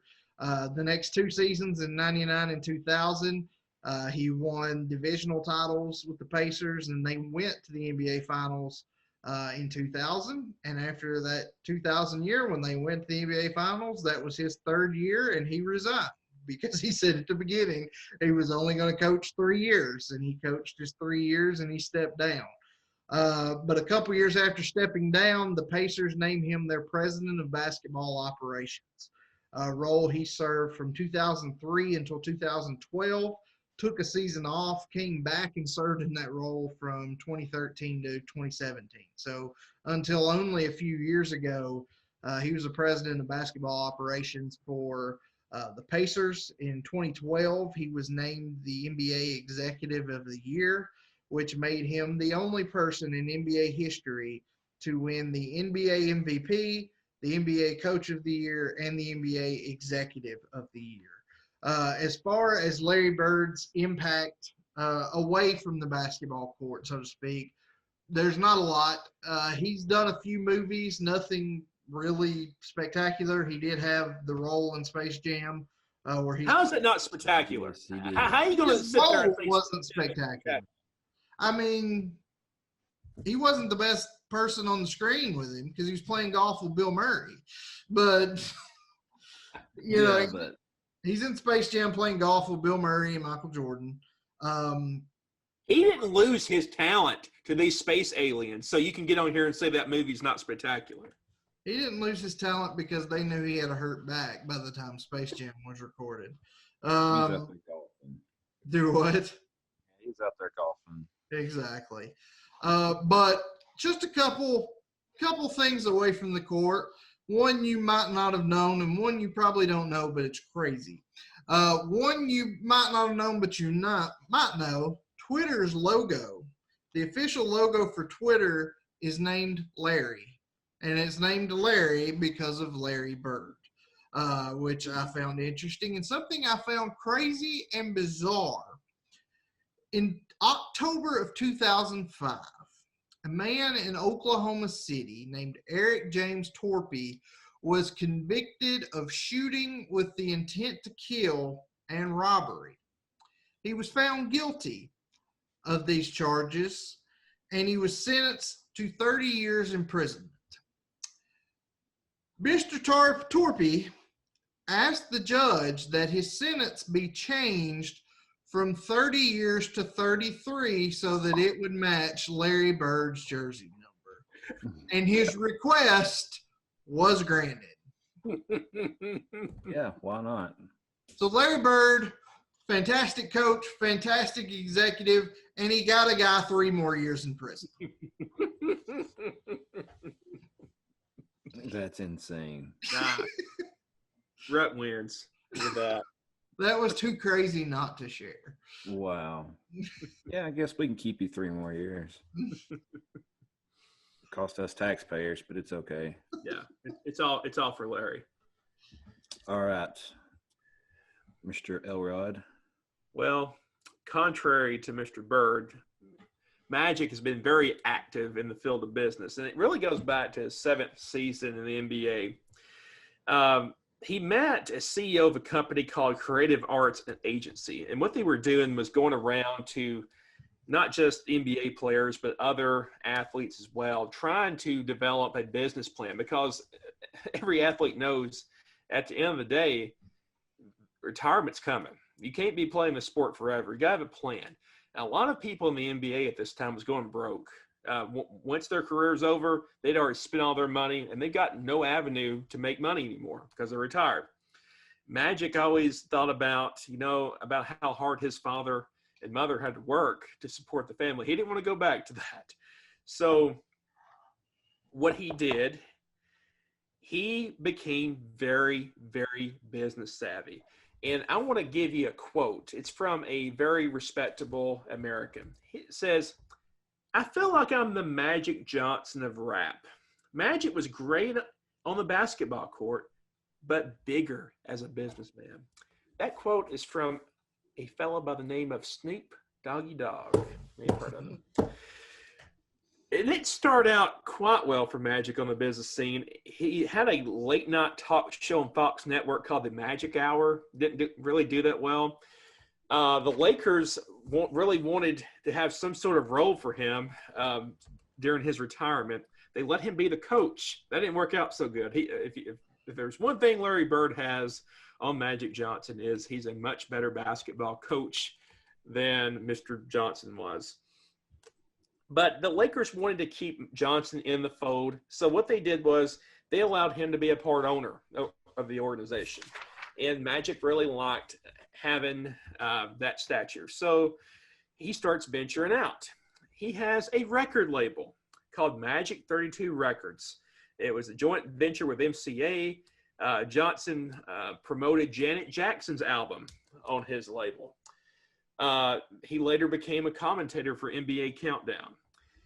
Then this is where the business starts really picking up. The current net worth of his business ventures that he just has individually is $700 million. And what does that include? He owns a high-rise in New York City with one of his companies. They own the Williamsboro Savings Bank Tower in Brooklyn, $71 million purchase. He has a large stake in Pepsi Bottling Company. He has a controlling interest in a life insurance company that has $14.5 billion in financial products that they have.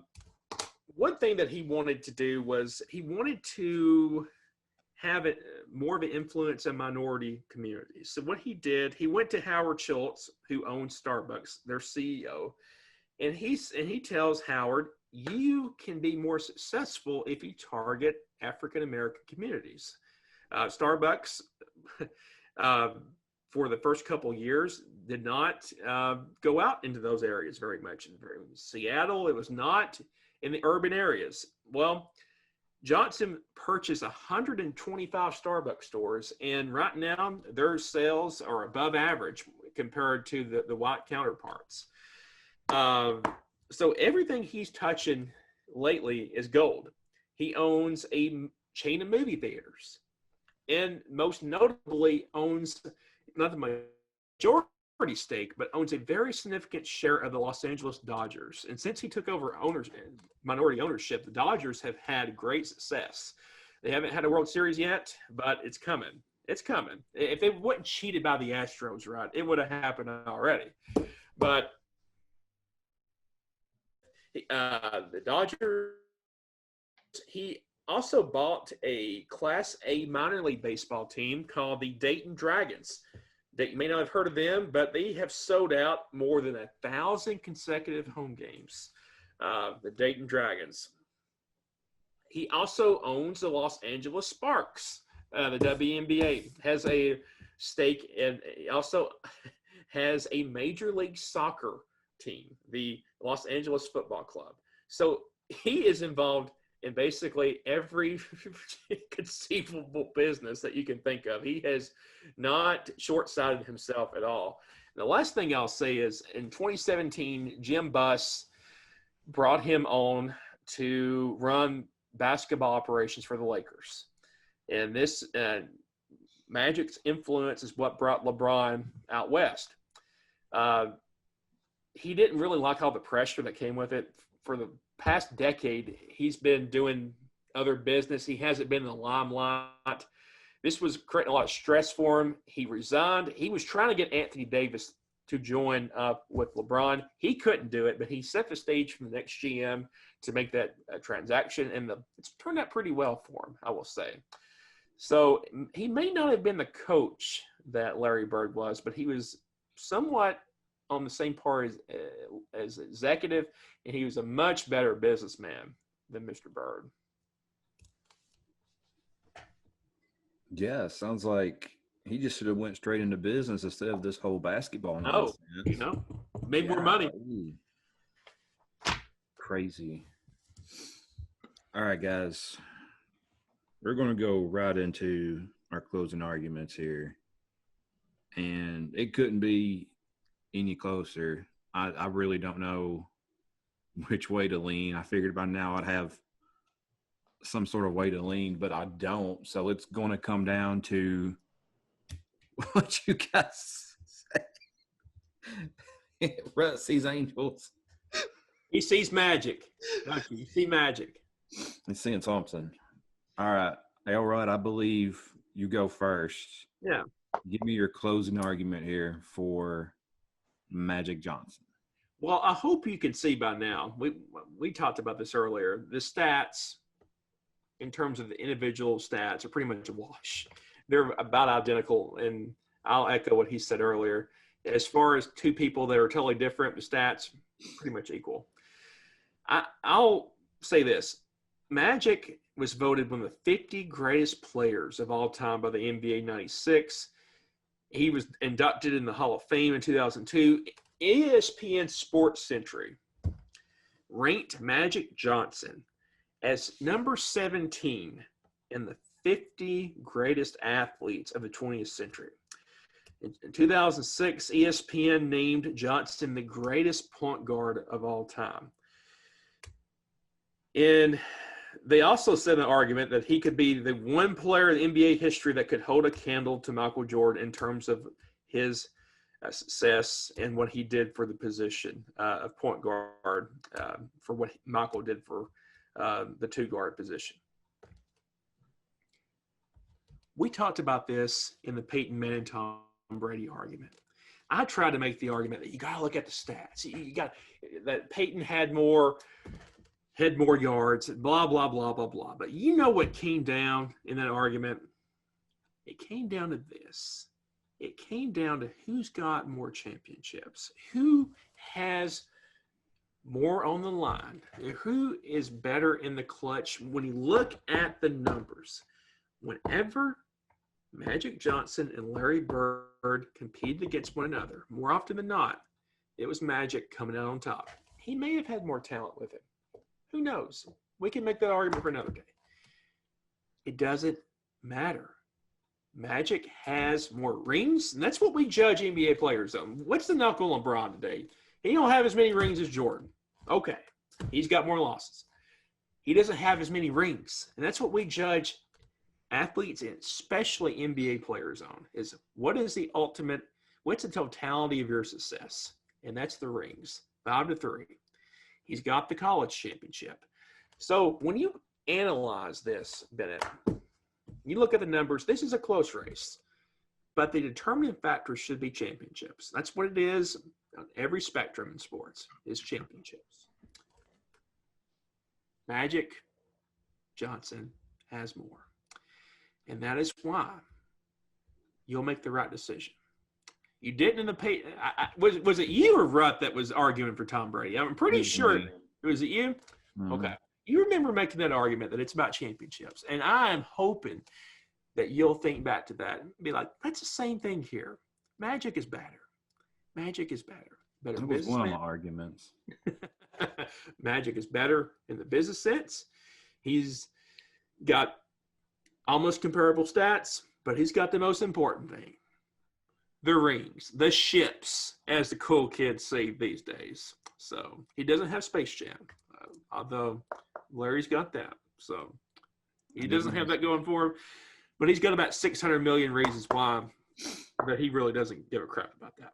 So Larry Legend is great, but he's no Magic Johnson. Well, he should worry about Space Jam because Space Jam is one of my favorite movies. And he was not in it. And I'm the judge. I'm just kidding. All right, Rhett, bring us home.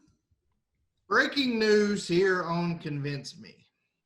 The greatest NBA player of all time is Bill Russell because he had 11 rings. The greatest NBA player since 1980 is Robert Horry because he had 7 rings, according to Mr. Elrod's logic. I'm saying when you compare them, you got to look at the rings. Yeah, the stats are comparable. He had 5. Bird had 3. Yes, he had more. Neither of them have the most rings ever, unlike Tom Brady. Neither of them have won hardly anything like Brad Johnson. When we're going to go into Brad Johnson, Dan Marino, that's not the situation here. Yes, Magic has more rings, but it's not like Bird didn't win any. Bird won 3. There are a lot of guys that would kill to win 3. Robert Horry won 7. You said we judge everything by championships. Robert Horry is better than these two. He's better than Michael. He's better than pretty much everybody but Bill Russell by your logic, which is wrong. Don't get me wrong. I love Big Shot Bob. Robert Horry was a bad man. But here's the thing. No disrespect at all to Magic Johnson. The greatest point guard to ever play the game of basketball. I'm not making that argument he's not because he is. And I don't know anybody else that's even remotely close in that conversation. But here's the thing. Larry Bird is the only player in NBA history to have career averages of at least 20 points, 10 rebounds, and 5 assists. Larry Bird's versatility for that small forward position that he did nothing for, according to Elrod, has been matched by very few in NBA history. He is 7th on that triple-double list in his career. He was the first player, as I mentioned earlier, in that 50-40-90 club, and he did it twice. Maybe what's most impressive about Larry Bird and his game is that Bird would often call his shot. He told opponents how he was going to beat them, might even tell them the exact area of the floor he was going to make a game-winning shot, and then he did it. And he did that multiple times throughout his career. Now, Bennett, I've got a little bit – I want you to look at something, and this is for YouTube exclusive. Our YouTubers get to see this too. Podcast folks won't get to see it, but I'll talk you through it. Let me share something with you real quick here. Oh, look at him with the fancy PowerPoint. You all can see this, right? Player A versus player B, career numbers. We're going to look at. Just to get Bennett, stew over this list, and I'll explain to those on the podcast what we're looking at here. We're looking at career numbers from player A and player B. Player A outscored player B 30.1 points per game to 24 points per game. Player B up on rebounds at 10 rebounds a game to 6.2 rebounds a game. Player B ahead on assists, 6.3 to 5.3. Player A slightly ahead on career field goal percentage from 49.7 to 49.6. Player B with a better career free throw percentage, 88.6, 83.5. Player B with 37.6 career three-point percentage to 32.7 from player A. Player A had more steals, 2.3 to 1.7, and they both had 0.8 blocks per game. Looking at these career numbers, which one, Bennett, they're awfully close here. Which one would you say had the better career? It's tough to say. A lot of these are almost a washout. I think the only one that really sticks out the most is free throws and 3 points. It's a little bit higher for player B. And points per game's more for player A. Say it's a wash.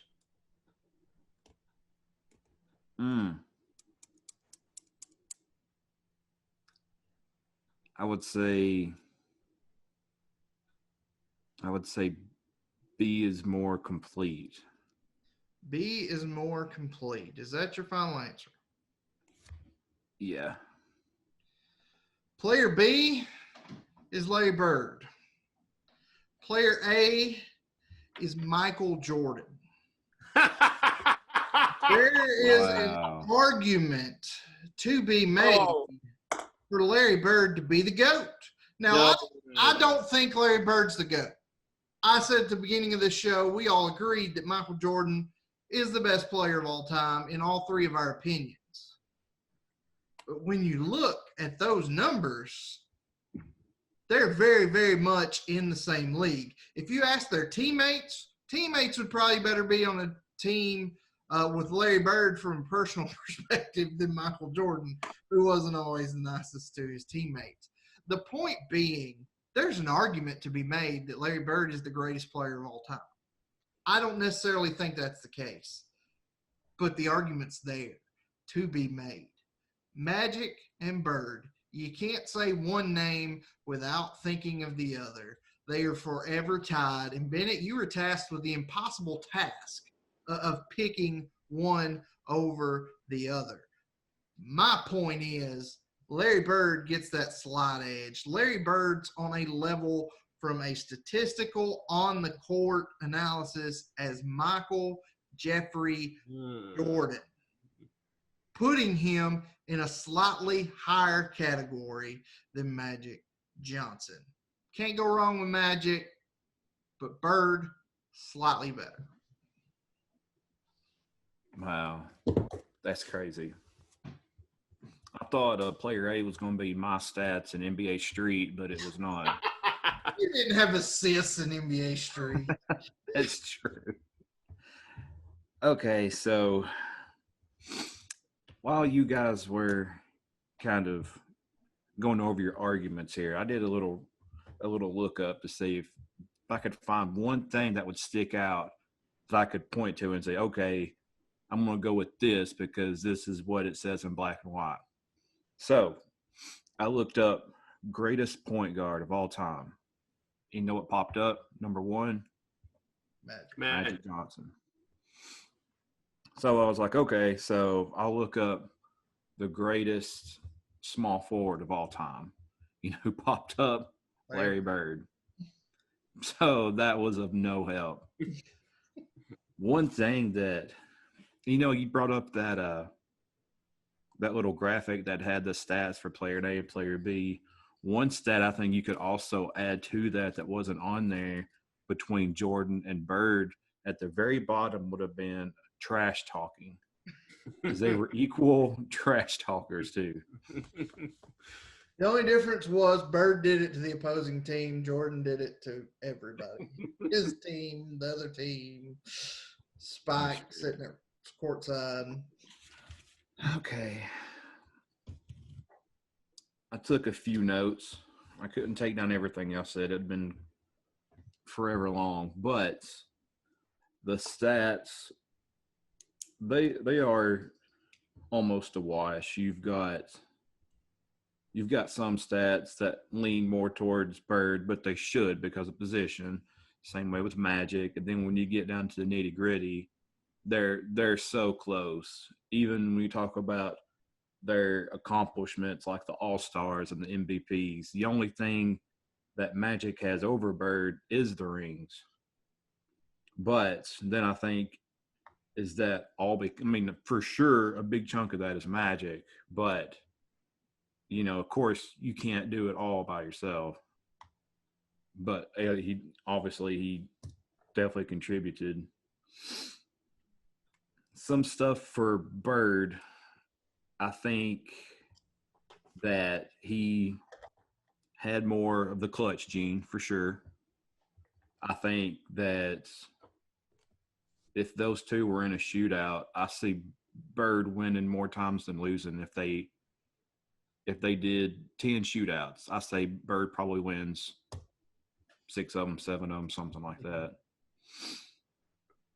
The basketball IQ, both of them have really good basketball IQs, but I think I see Bird a little bit more of knowing what's going on and what to do just a little bit ahead of his peers.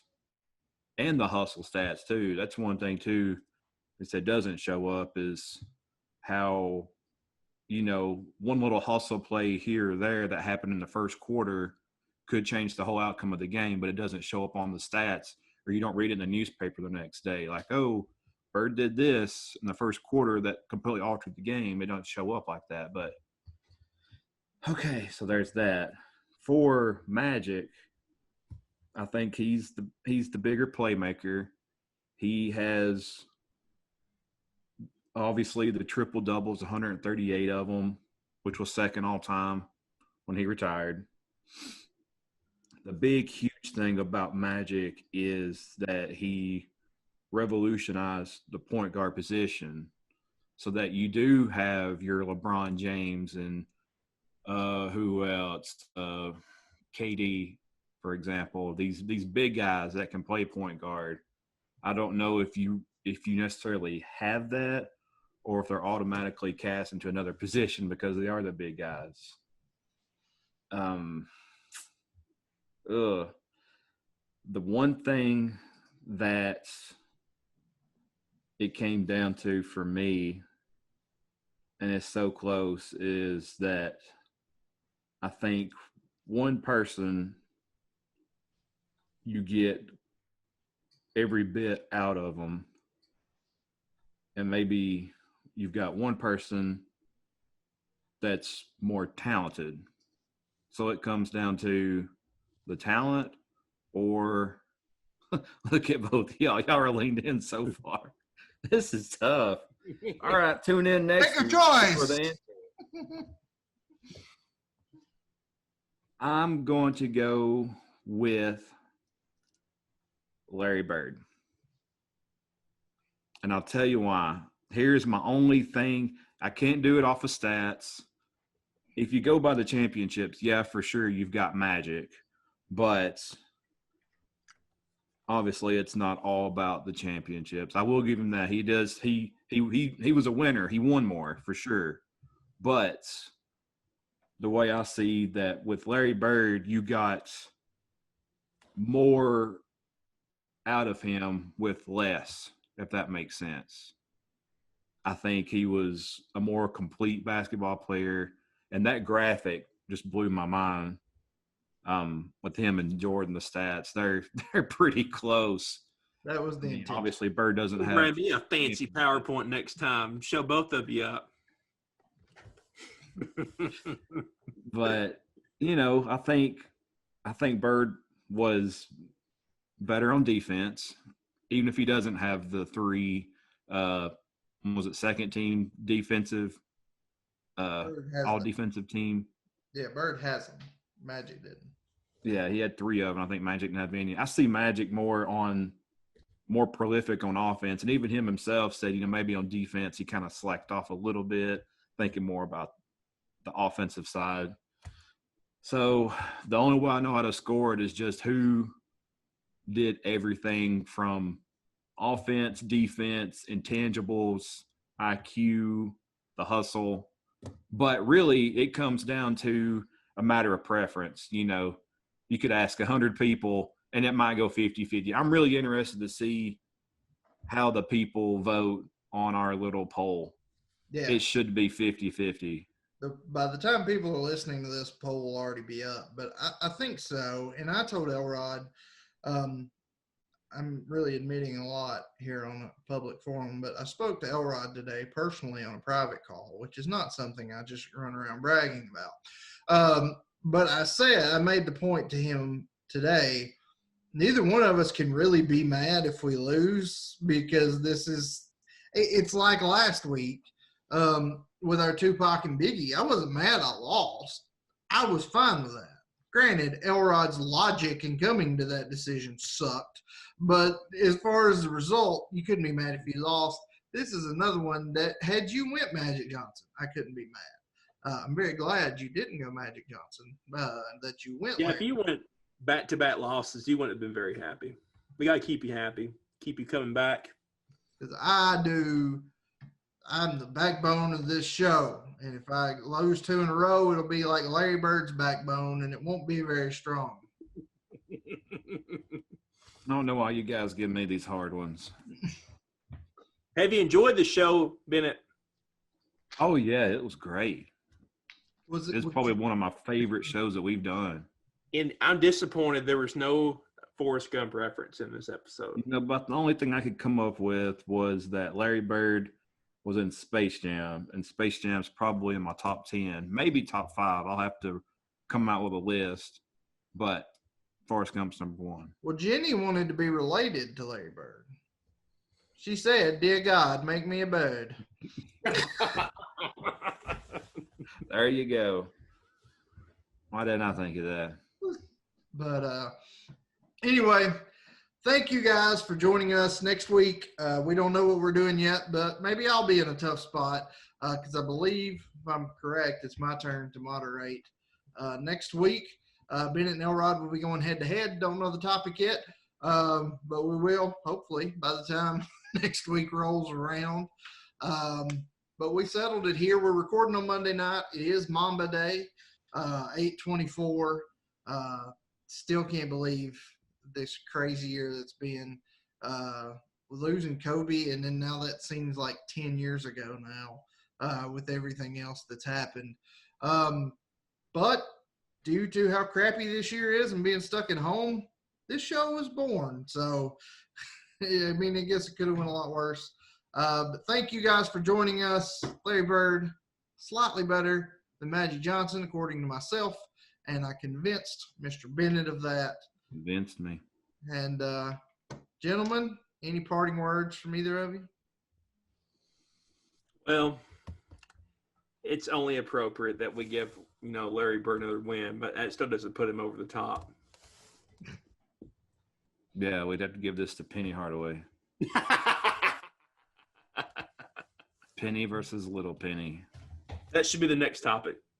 I got Little Penny. Little Penny needs to make another comeback. Somebody get Chris Rock on that ASAP. Mm-hmm. Hey, Penny! All right. Guys, thank you all for joining us. We will be back next week. Check out the socials, facebook.com/ConvinceMeShow, Twitter @ConvinceMeShow, Instagram, ConvinceMeShow, YouTube, tinyurl.com/ConvinceMeShow, of course, podcasts. Everywhere you get podcasts, we drop on Wednesdays, podcast on YouTube, special preview of the show every week on Tuesday night over at Facebook. Follow us on all of them. You can get in and you can vote for show topics on certain weeks, like you could have voted for this one. For Mr. Bennett, for Mr. Elrod, I'm Andy Rutherford. Thank you guys for joining us. We will see you next week. Peace.